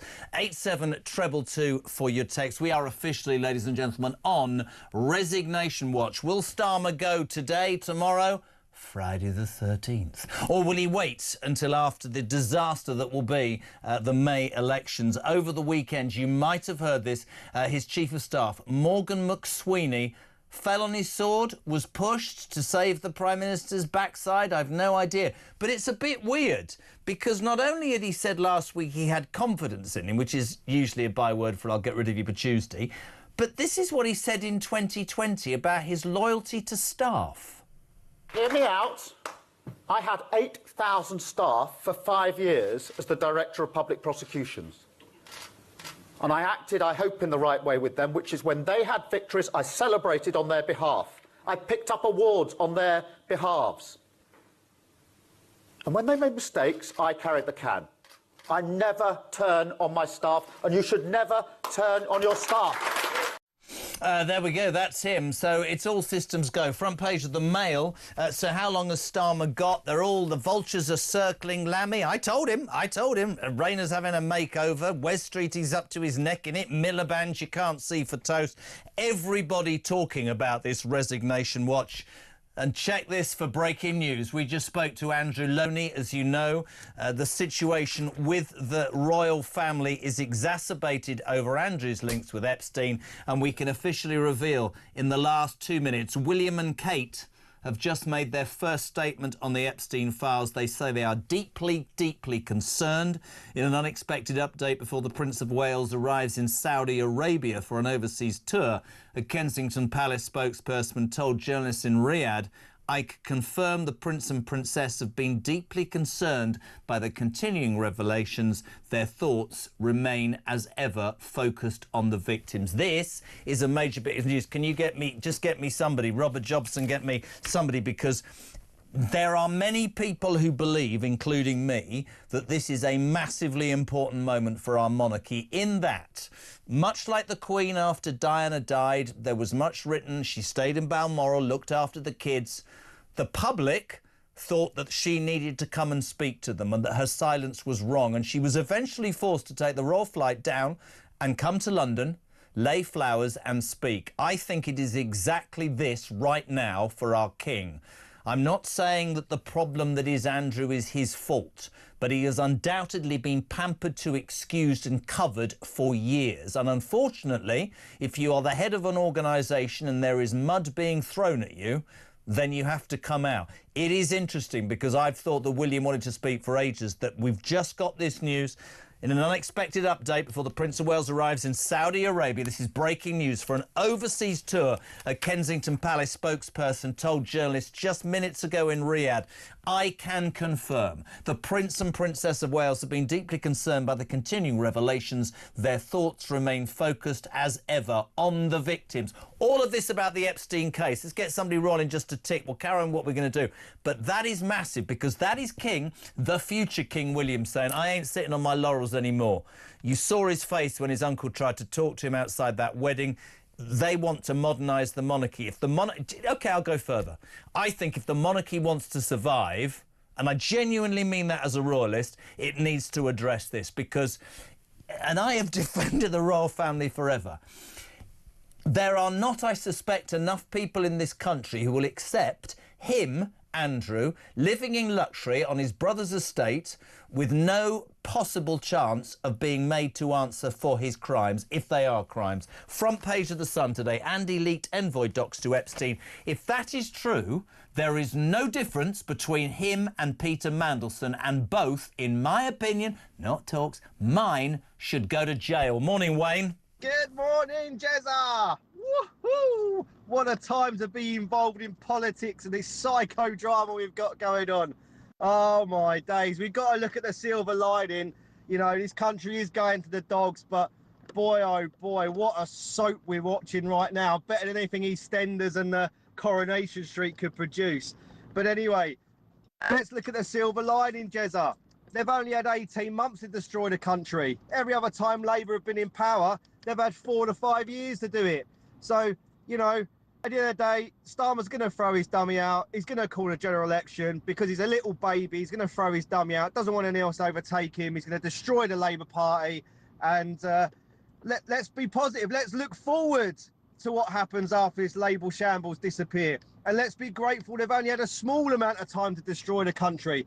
It's going to get worse before it gets better, but let's stay positive. Great show, buddy. Yeah, let's stay positive. We will do our best to get somebody on to talk about that breaking news William and Kate have just said about Epstein. I've got to keep telling you this. And an unexpected moment, as before he lands in Riyadh, a spokesman them says, I can confirm the Prince and Princess have been deeply concerned by the continuing revelations. Their thoughts remain focused on the victims of the Epstein case. We'll try and get somebody on before that. This is brilliant. Head to Head, it's called. By the way, can I say good morning to the only Labour commentator that I have regularly? Because this man, this is how good, right, Matthew Talbot is. He got pilloried because on election night, as everybody was going, Starmer, 180-seat majority, Matthew Talbot said what, Matty? This is as good as it will get. Yeah, that turned out to be true. Also, good morning to the legend, former political editor of The Sun, Trevor Kavanagh. Trevor, good morning. Good morning, Jeremy. Can I start with you? You've seen a little bit more of life than me, not much. This is the biggest political and royal saga, trauma, crisis that you've ever seen in your life, isn't it? This is not going away anywhere, is it, Trevor? It certainly is the biggest, and I think you're right. This is going to get worse. There are so many of these emails, these tranches of emails and documents involving both Mandelson, Epstein, and now it's moving towards the royal family in a very serious way.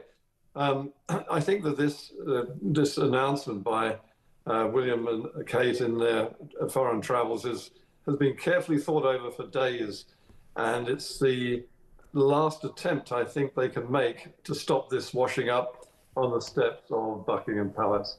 And people are going to start asking questions now about Prince Charles as he was and now King, when he was in Arab states, walking away with Fortnum & Mason carrier bags stuffed with a total of €3 million in cash. So, you know, once you start opening a can of worms like this, you never know what's inside and how long it's going to run. I couldn't agree more. Let's bring it, Matty, if we can, to, I was going to say your leader, but you're not because you resigned from the party. Interestingly, Morgan McSweeney, your type of, you know, person, you worked in that sphere.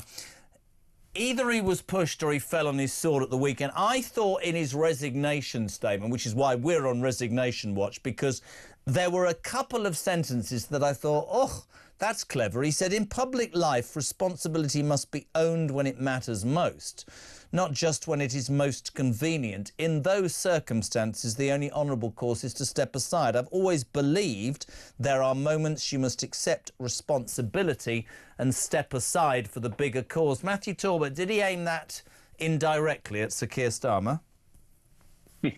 Only he will know. And actually, you know, regardless of whether I got on with Morgan or not, I think in an era where people don't take responsibility or certainly let advisors fall on their swords, I think it's fairly decent of him.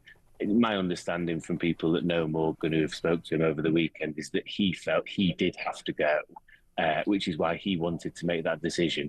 I don't think Keir wanted to let him go, but also, after drawn-out chats with Morgan, came to the conclusion that, yes, it may have to be that. Ultimately, the question that people always pose is, will advisors advise but ministers decide? And therefore, if he was the guy that told him to do that and has taken responsibility, then what about the guy who actually made the decision itself? And Been I think saying that's it all why, day. Been saying it all day. Well, I think that's why it isn't going to be enough to stave off certainly the Parliamentary Labour Party, but also the general public. You know, general public, 99% of people don't know who Morgan McSweeney is till this week. This isn't like Dominic Cummings, who propelled himself into the public's imagination because he'd broken lockdown rules. This is anyone else behind the scenes. So it's not going to be enough, unfortunately. The front of the Mail. I agree with you absolutely, Matt, and I've said it all day. So how long can Starmer cling on? If he thought naively that by McSweeney either resigning or being pushed and falling on his sword was going to work, as Matty said, the Parliamentary Labour Party up in arms. It's a matter of when, not if now, isn't it, Trevor? I think so. I mean, what you saw with Morgan McSweeney was the sandbag being thrown overboard from the hot air balloon as it comes down to crash. Just watch the hot air balloon now, because that's what's happening next. I mean, the only thing that's keeping Starmer in place, or the hot air balloon aloft, is the failure of the party to find anyone they can rally around to take his place.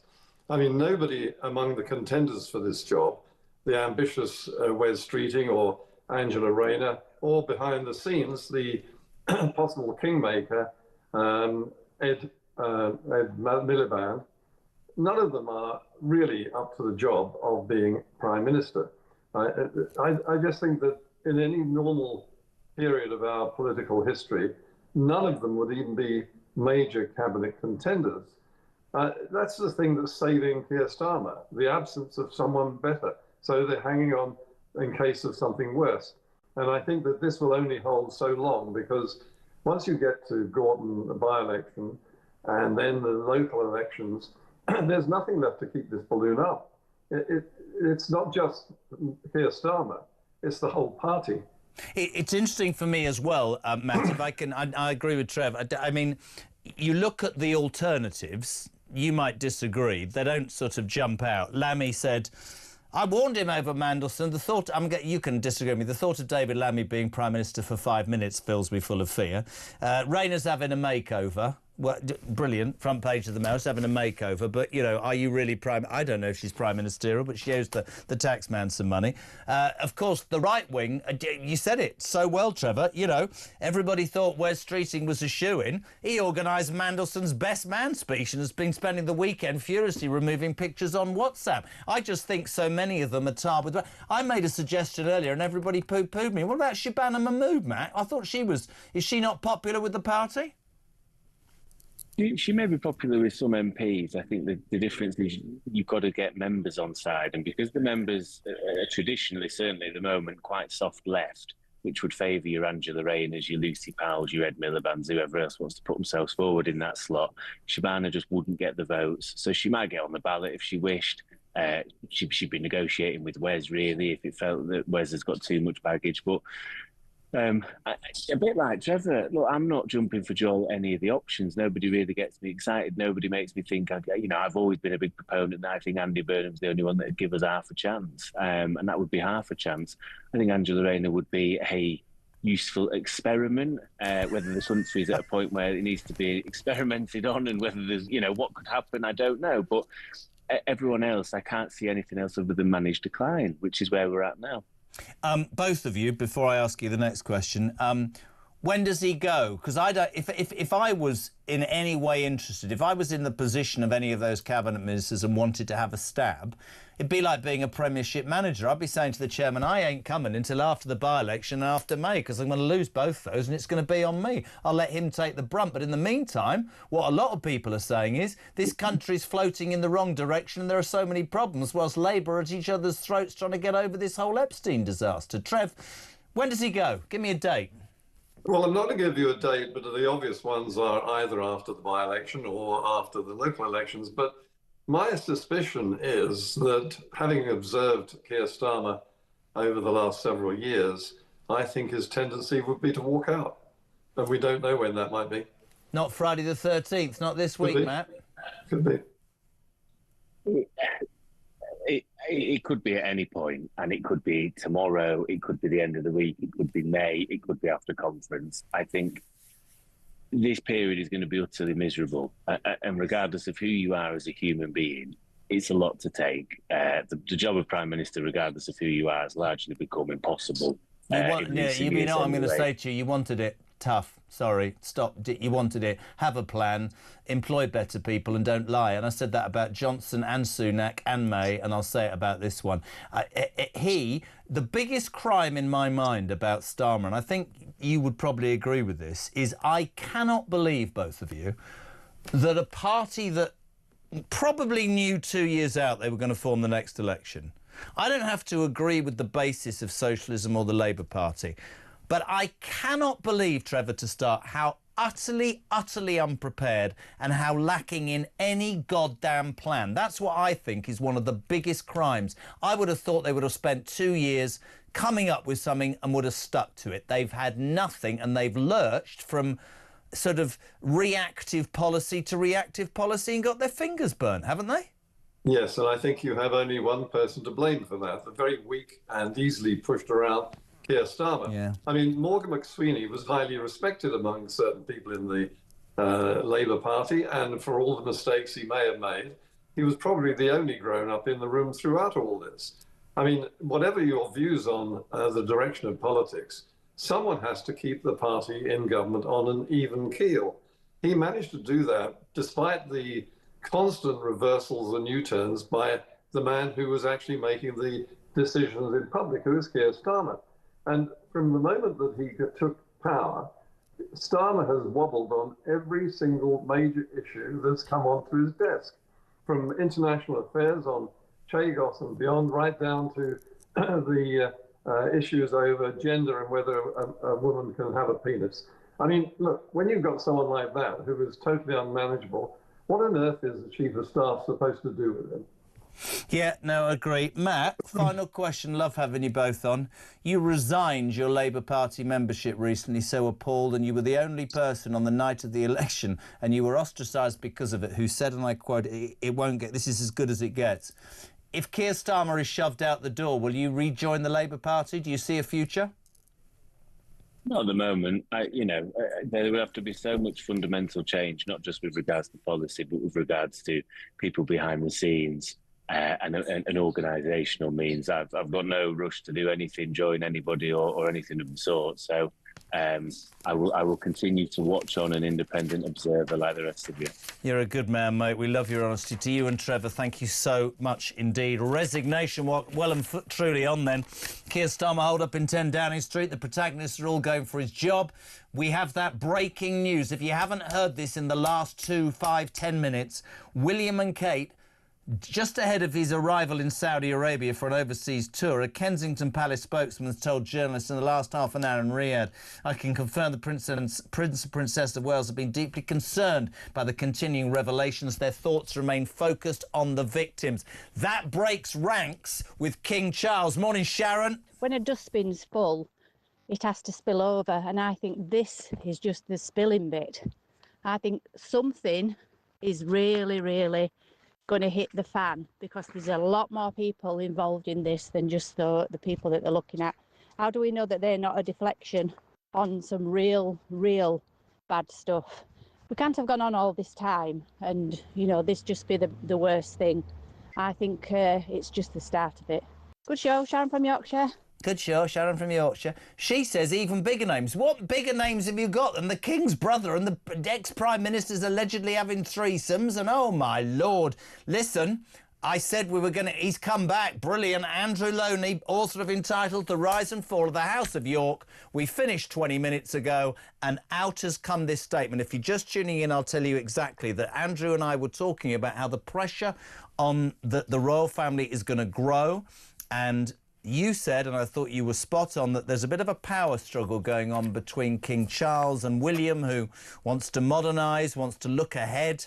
Charles is, and hasn't said a lot. Is that out of loyalty for his brother? I wrote it down. You said the problem that is Andrew has been covered up for years. Well, in the last half an hour, Andrew, the Prince and Princess of Wales have broken ranks and announced from Riyadh via their spokesman that they are deeply concerned by the continuing revelations and their thoughts remain focused on the victims. Your initial response to that, my friend?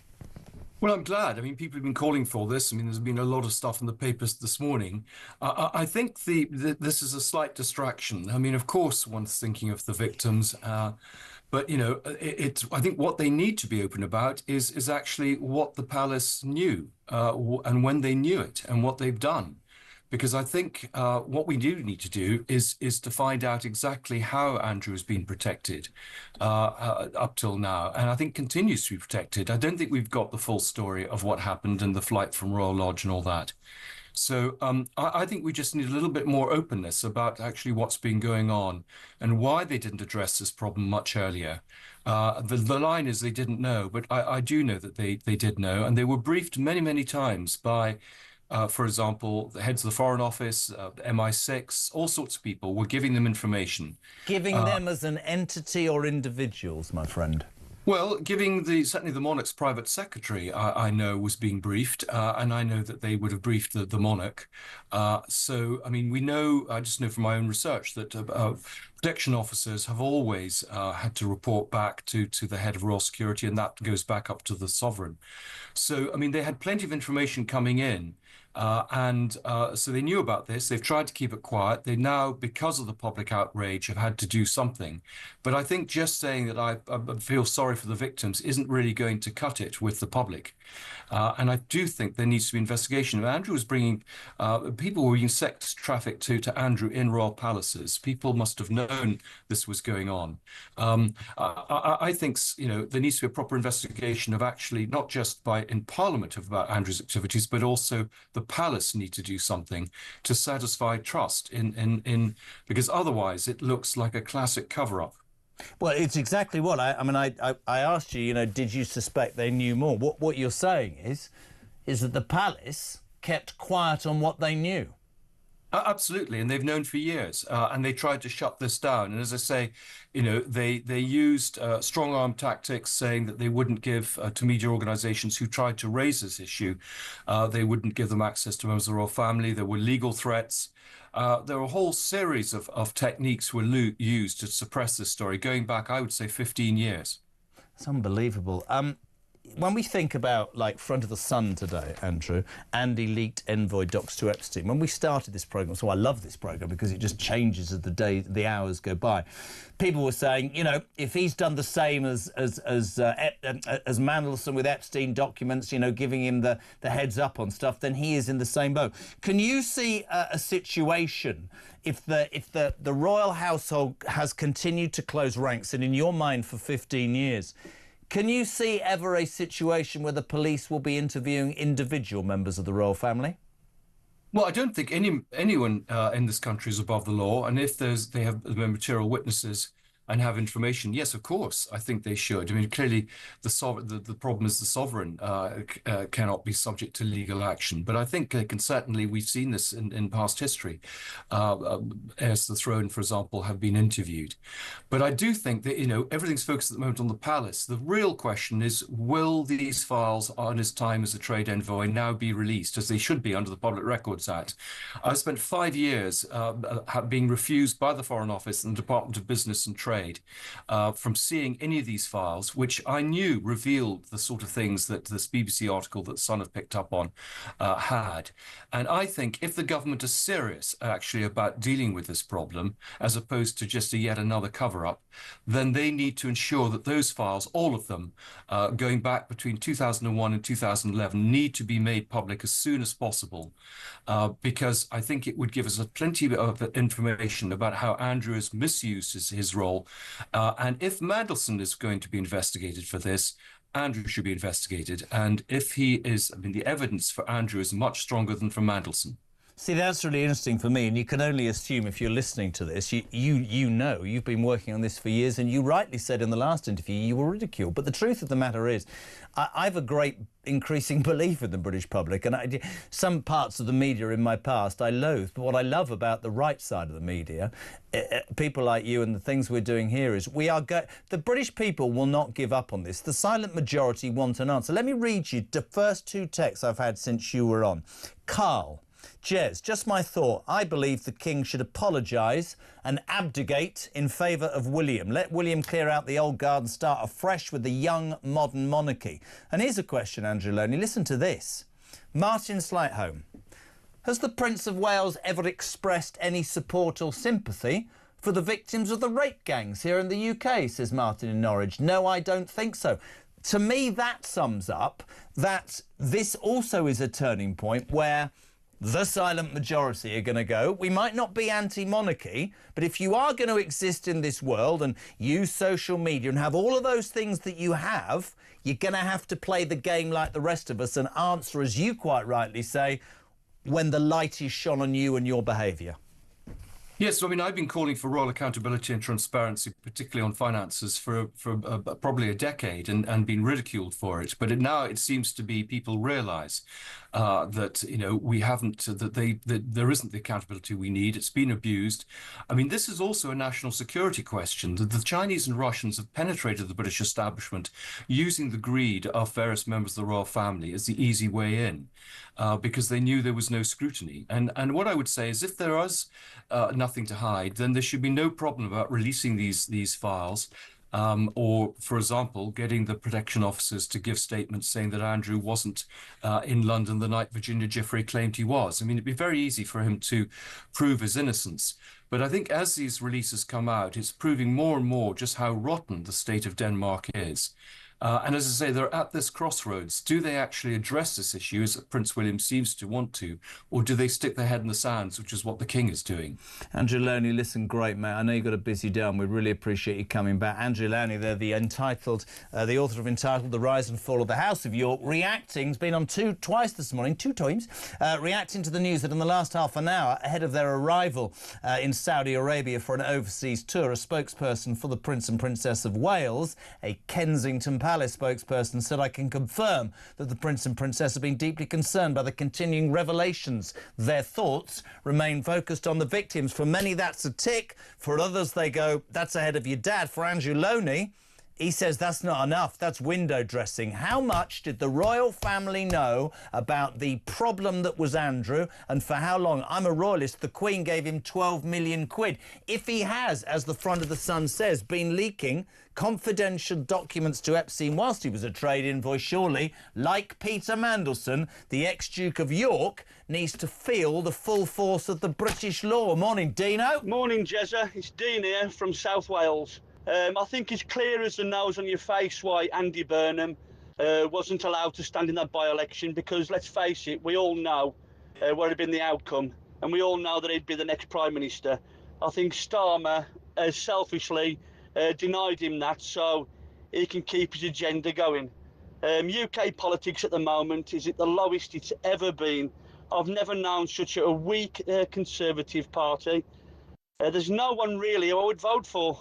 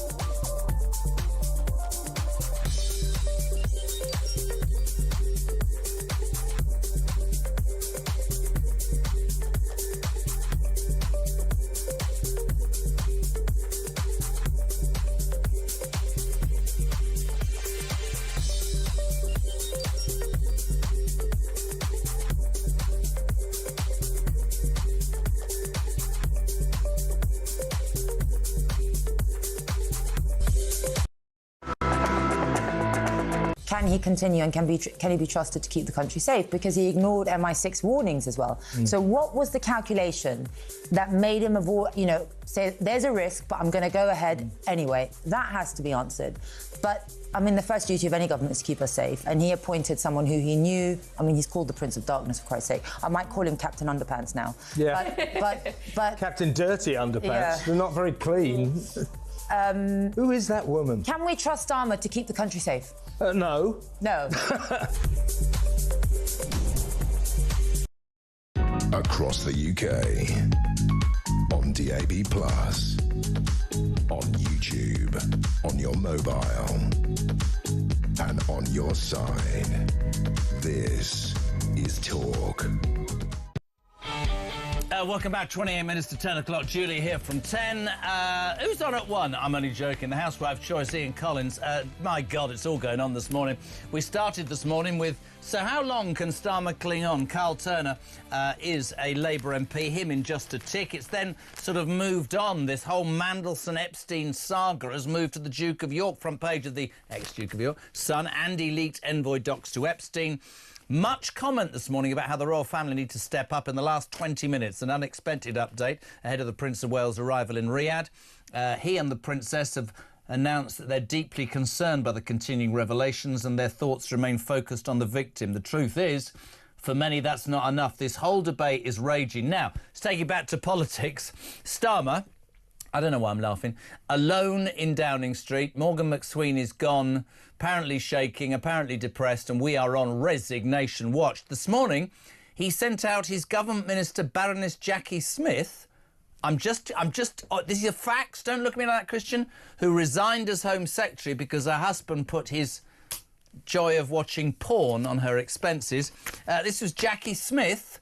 When asked about the victims of Peter Mandelson earlier on another channel. Prime Minister Morgan McSweeney knew about Epstein's victims last summer when they appointed Peter Mandelson, his friend, to that job in Washington. Why weren't they thinking and talking about the victims then? Peter Mandelson lied about the extent of his relationship with Jeffrey Epstein. He lied about... But we all knew, the Prime Minister knew, he was a friend of Jeffrey Epstein's. That Peter Mandelson lied about the extent. He lied about the depth of the support that he had provided to Jeffrey Epstein. When that became evident last September, the Prime Minister sacked Peter Mandelson. He sacked him in the middle of the night, and he has taken responsibility both for having made the wrong decision in appointing him and also now in ensuring that in the future public appointments are stronger in terms of the way in which they're carried out, and that focus on tackling violence against women and girls remains at the heart of the government that he's leading. I don't mean to be rude, but, I mean, she looks like she's been in the job about 10 years. She doesn't even look like she damn well believes what she's saying. Let's say a very good morning to the Labour MP for Hull East, a strong critic of Sir Keir Starmer, Carl Turner. Welcome to Talk Breakfast. How are you, my friend? Good morning, Jeremy. I'm very well indeed. Well, well, well, my friend. You've made the front of the Mail again, haven't you? What does it say, sir? How long can Starmer cling on? I'll put that question to you, Carl Turner. Not long, it seems. Look, I think the PM has an opportunity now to win favour with the Parliamentary Labour Party. He's taken decisive action, and it's clear that he's been devastated by the revelation. So I think he's got a chance. The PLP is his first point of call. He's got to win favour with them and then with the country. But it's not going to be easy for him. We've got by-election result coming in 20 days from now or something, and then indeed the elections in May. So the pressure's going to be on the Prime Minister. You don't think he's a dead man walking, Carl? Not at the minute, Jeremy, but I think it's going to be choppy waters. I think he's got a job on his hands, actually, if I'm being honest, and I think he can get through, and I hope he does. I don't think he will, but I'll ask you this. He's addressing Labour MPs later today. What, in your mind, Carl Turner, does he need to say to gain some traction with your fellow Parliamentary Labour Party MPs? I think he needs to say that Max Sweeney is gone and the briefings that were happening under Max Sweeney against Labour MPs, cabinet ministers and ministers are going to stop now. He's going to be more inclusive of the Parliamentary Labour Party. He's going to bring people from all wings and branches of the party into government, hopefully. I think he needs a government of all the talents, not just the ones that were chosen by Max Sweeney to serve. I think he needs to look again now and bring others in. But you see, the problem with that is, and you know me, I love having you on and I appreciate it. If McSweeney has to resign because he advised Starmer to appoint Mandelson, right? Why does not the man who took that advice and ultimately make the decision have to resign for actually being the person who made the ludicrous decision to employ somebody when everybody knew, you and your colleagues, that this guy was a wrong-un. There are many, I mean, I understand your position, I'm not stupid. There are many who are going, it doesn't matter what he says or what he does. The fact is that was a catastrophic misjudgment. It tells you everything about the man, and actually what you say, they do the opposite, and they say, without McSweeney pulling the strings, he's buggered anyway, because there's nothing about him that, I mean, you know, there's nothing about him that will galvanise the party. That's what I guess I'm asking you, Carl. Jeremy, people who don't know Keir Starmer, and it's his fault that people don't know him, I suspect, but people that don't know him think that of him, I think that's fair. But if people do know him, they know that he is capable, they know that he's committed to the job. It's not an easy job being PM. He hasn't shown any capability, though, to be fair, in the last 18 months, has he? Not really. I mean, he's lied to pensioners, farmers, waspy women. He's lied to veterans. You know, because you've been very vocal and what I call a proper MP. And it doesn't seem to have had a grasp or a finger on the pulse of what actually is going on in our country, man. And I think there lies the problem, Jeremy, to be honest. I think the reality is it's not just a one-off, the bad advice. No. Keir Starmer has been over-reliant on poor advice for a long time. It's the U-turn after U-turn after U-turn. We're not allowed to call them U-turns, of course. It's just thinking again. I mean, you know, that's the sort of line that we have to push. But it's U-turns, let's be honest. That's what it really is. U-turn at the point where he thinks he can't deliver the policy because the Labour Party, the Parliamentary Labour Party, who've been ignored for far too long, are not going to put up with it. A good example was last Wednesday. We had this Opposition Day motion. It was a no-brainer. You can't possibly begin to try and prevent the disclosure.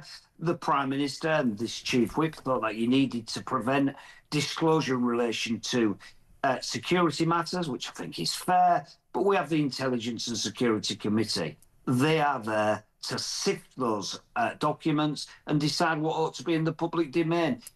You know, it was a mistake, that's the truth. But the PLP said, we're not putting up with that. You know, they deserve to have this information. This is about the prolific, the industrial scale, the most outrageously industrial scale child trafficking paedophile that the world, not the country, the world has ever seen. And for that reason, we want that information to be out in the public domain. It wasn't about Mandelson, in my view. The appointment of Mandelson was a mistake, and the PM is prepared to admit that and is sorry for it. But it was about the fact that it appeared as if we were trying to prevent disclosures going into the public domain, which we think the public ought to be allowed to see. When did you last speak to the PM? I've not spoken to him. I've had a text conversation with him over the weekend. What did he say?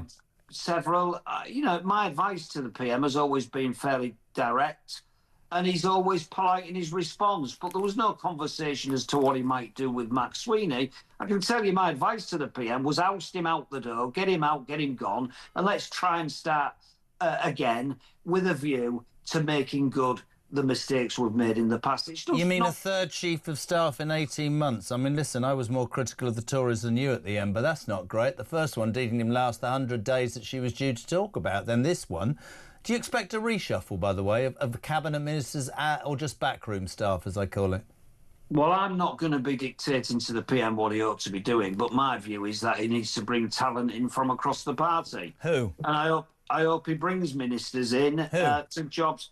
There's people like Paula Barker, for example, who's an extremely impressive member of Parliament, and she was a shadow minister and did incredibly well. She was sacked because she didn't like the Labour Party's stance on a particular policy issue, which was Palestine and Gaza.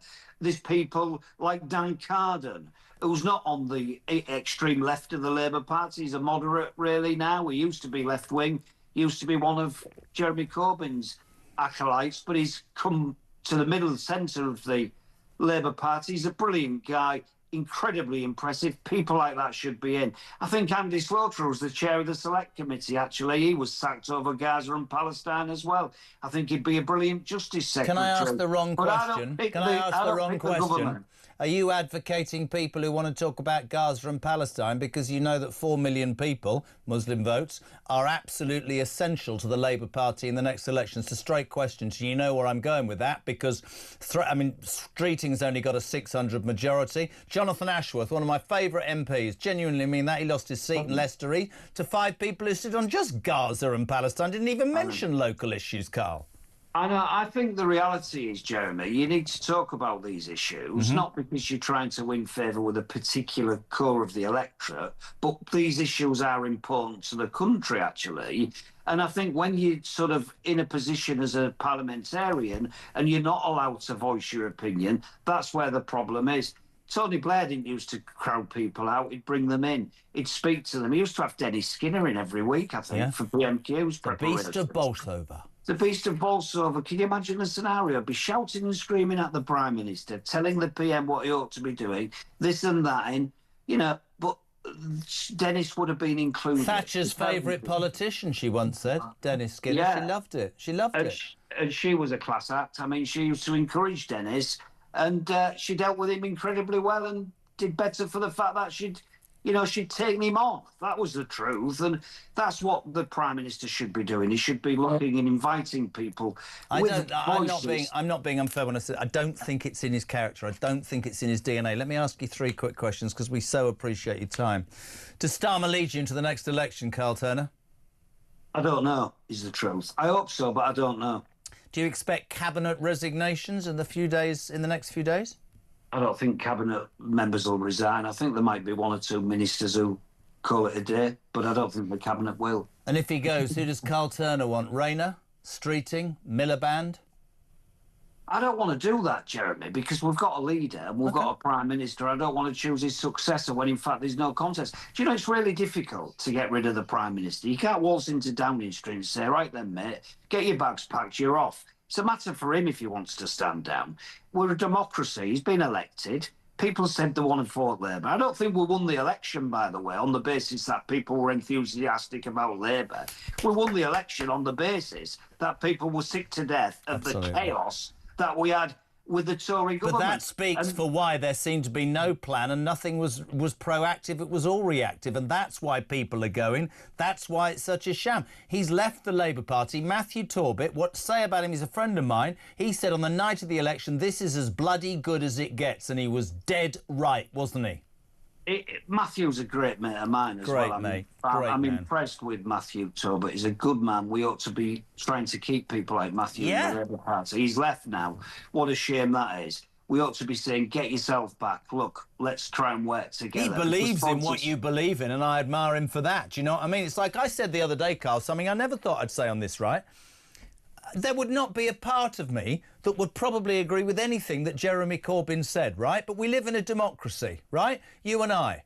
But I'll tell you something, at least he put on paper, that was his manifesto, stuck to it, and he got more votes than Keir Starmer. I don't have to agree with Jeremy Corbyn, right? But I admire him politically. You just said the same about Thatcher. There'd be nothing about Thatcher that politically, but you respected her as a leader who stood by what she believed, and you don't get that from this man. It's too namby-pamby. It's too, as you said, it's all about officials and PowerPoints and, focus groups. Tell us what you think, man. Yeah, I think, Jeremy, he's been shackled by Max Sweeney for too long, and I think now Keir's released Max Sweeney from the fold. I think there's an opportunity to win favour with the PLP and then the country.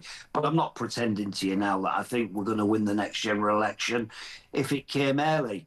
I think we've got time to do the business and deliver. At the minute, we've been delivering, but we're not communicating what we're doing because there's too many U-turns, there's too many shenanigans, there's too much briefings against Minister and MP and Cabinet Minister.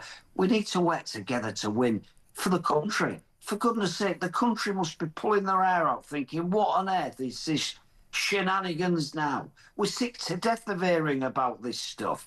Get on and do the job. We've got too much things going on in our own lives to be worrying about what's going on inside number 10 Downing Street. Just get on with a job that you get paid handsomely to do, frankly. Couldn't agree more, mate. And we genuinely mean this, Carl. Love having you on, pal. Really appreciate your perspective from Labour's point of view. Thank you very much indeed. Carl Turner, Labour MP for Hull East. Just very quickly, morning, Jez. I just caught up and watched your interview last week with that rude, ghastly Lord Fawkes when you gave him some facts and he started saying, why did you lose your television show? I couldn't believe what I was seeing. What an appalling way to behave. Well done, says Carolyn Shoreham-on-Sea. Just for anybody who didn't watch that, I forgot to tell you at the time, Lord Fawkes, the one who went, why did you lose your television show? In 1993, it seems, that he had to resign from the front bench as a defence spokesman for the government after admitting to being drunk and disorderly. What's that phrase, Christian? Oh, people in glass houses and all that. Back in 3.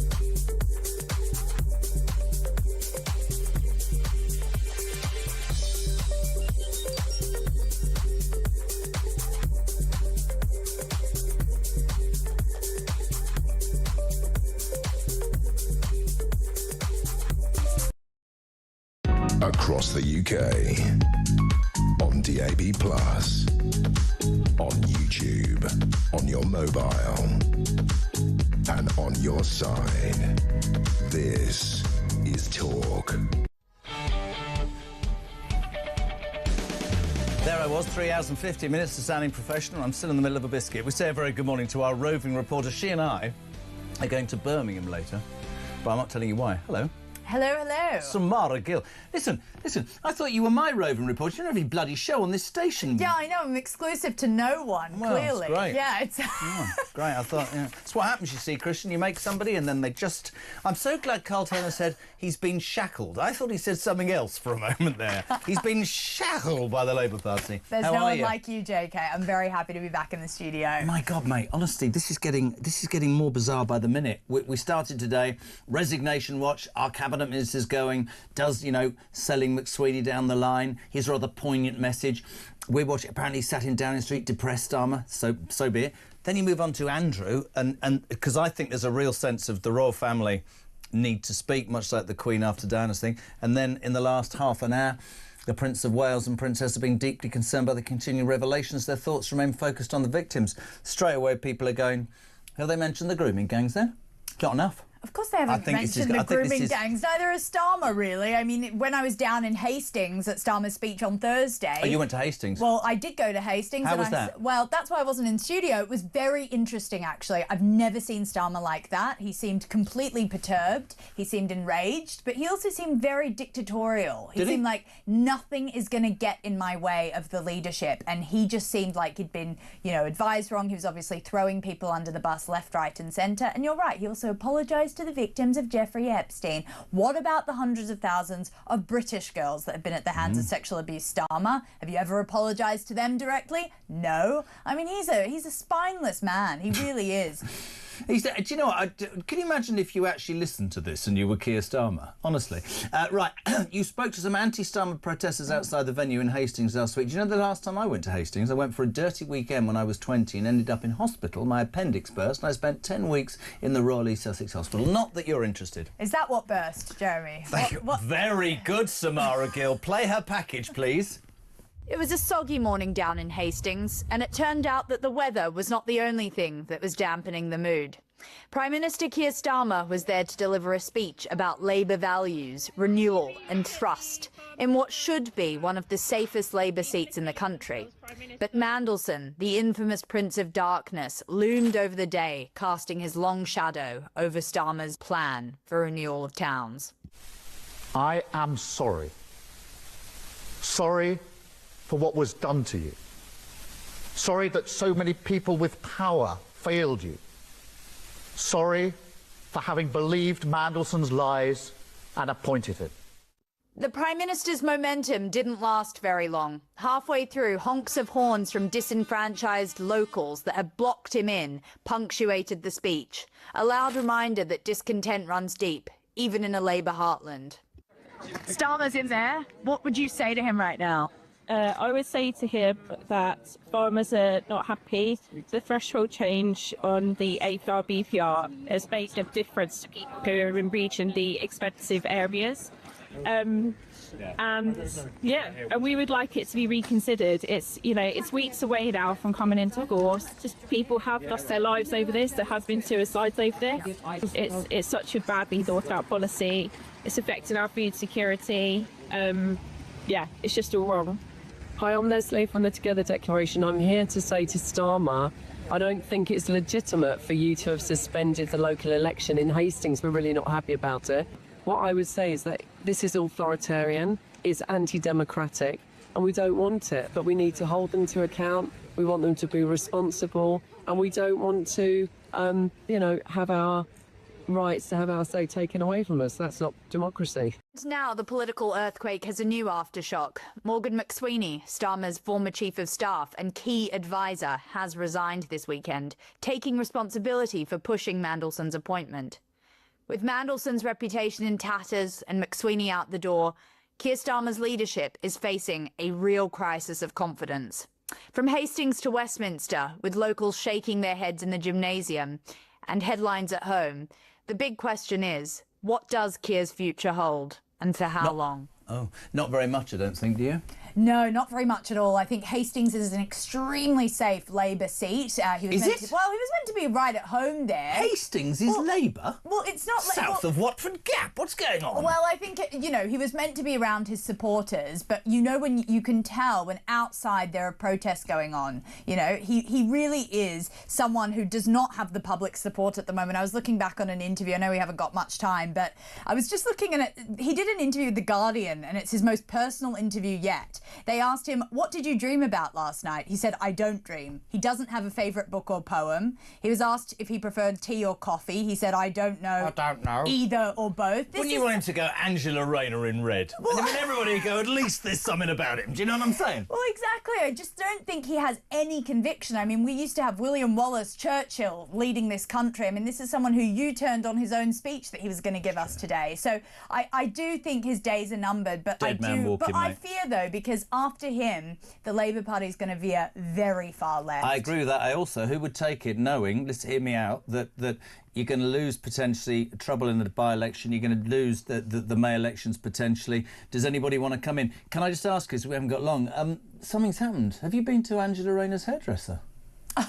Looks quite wavy. What's going on? Have you seen the TikTok? I'm having makeover before I asked for the Ange when I was in makeup today. Yeah, I was like, please give me the Ange, because I'm ready to come and usurp anyone who's ready to, who's ready to give me their chair. The woman, basically, has Samara copied Rayner or has Rayner copied Samara, but there's curls asunder. So we're off to Birmingham. Yes, we are. Keep your door locked. I spent 15 years there. Lovely. Or was that Manchester anyway? It's north of Watford Gap. We'll have fun. Thank you, Samara, who will be with me today at that Reform rally. Transparency, interviewing all the candidates. That'll be fun, won't it? It will be. And Nigel will be speaking. It's almost 5 to 10. The legend that is the Queen of Westminster, Julie Hartley-Brewer, next.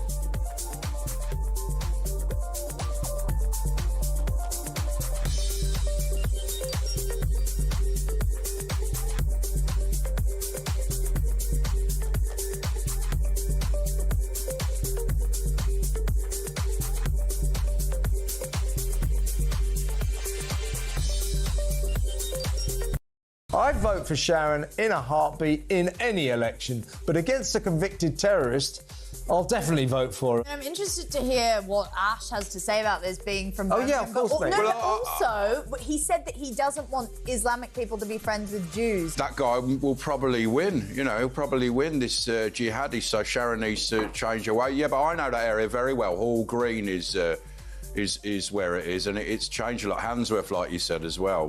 But yeah, the election, Birmingham is basically a lost city.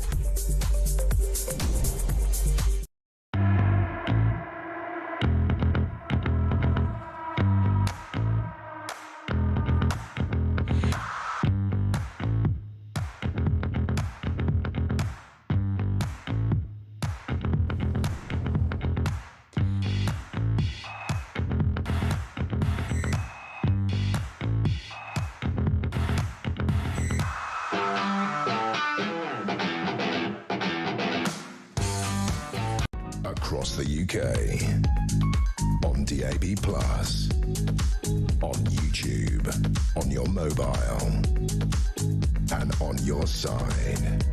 This is Talk. Across.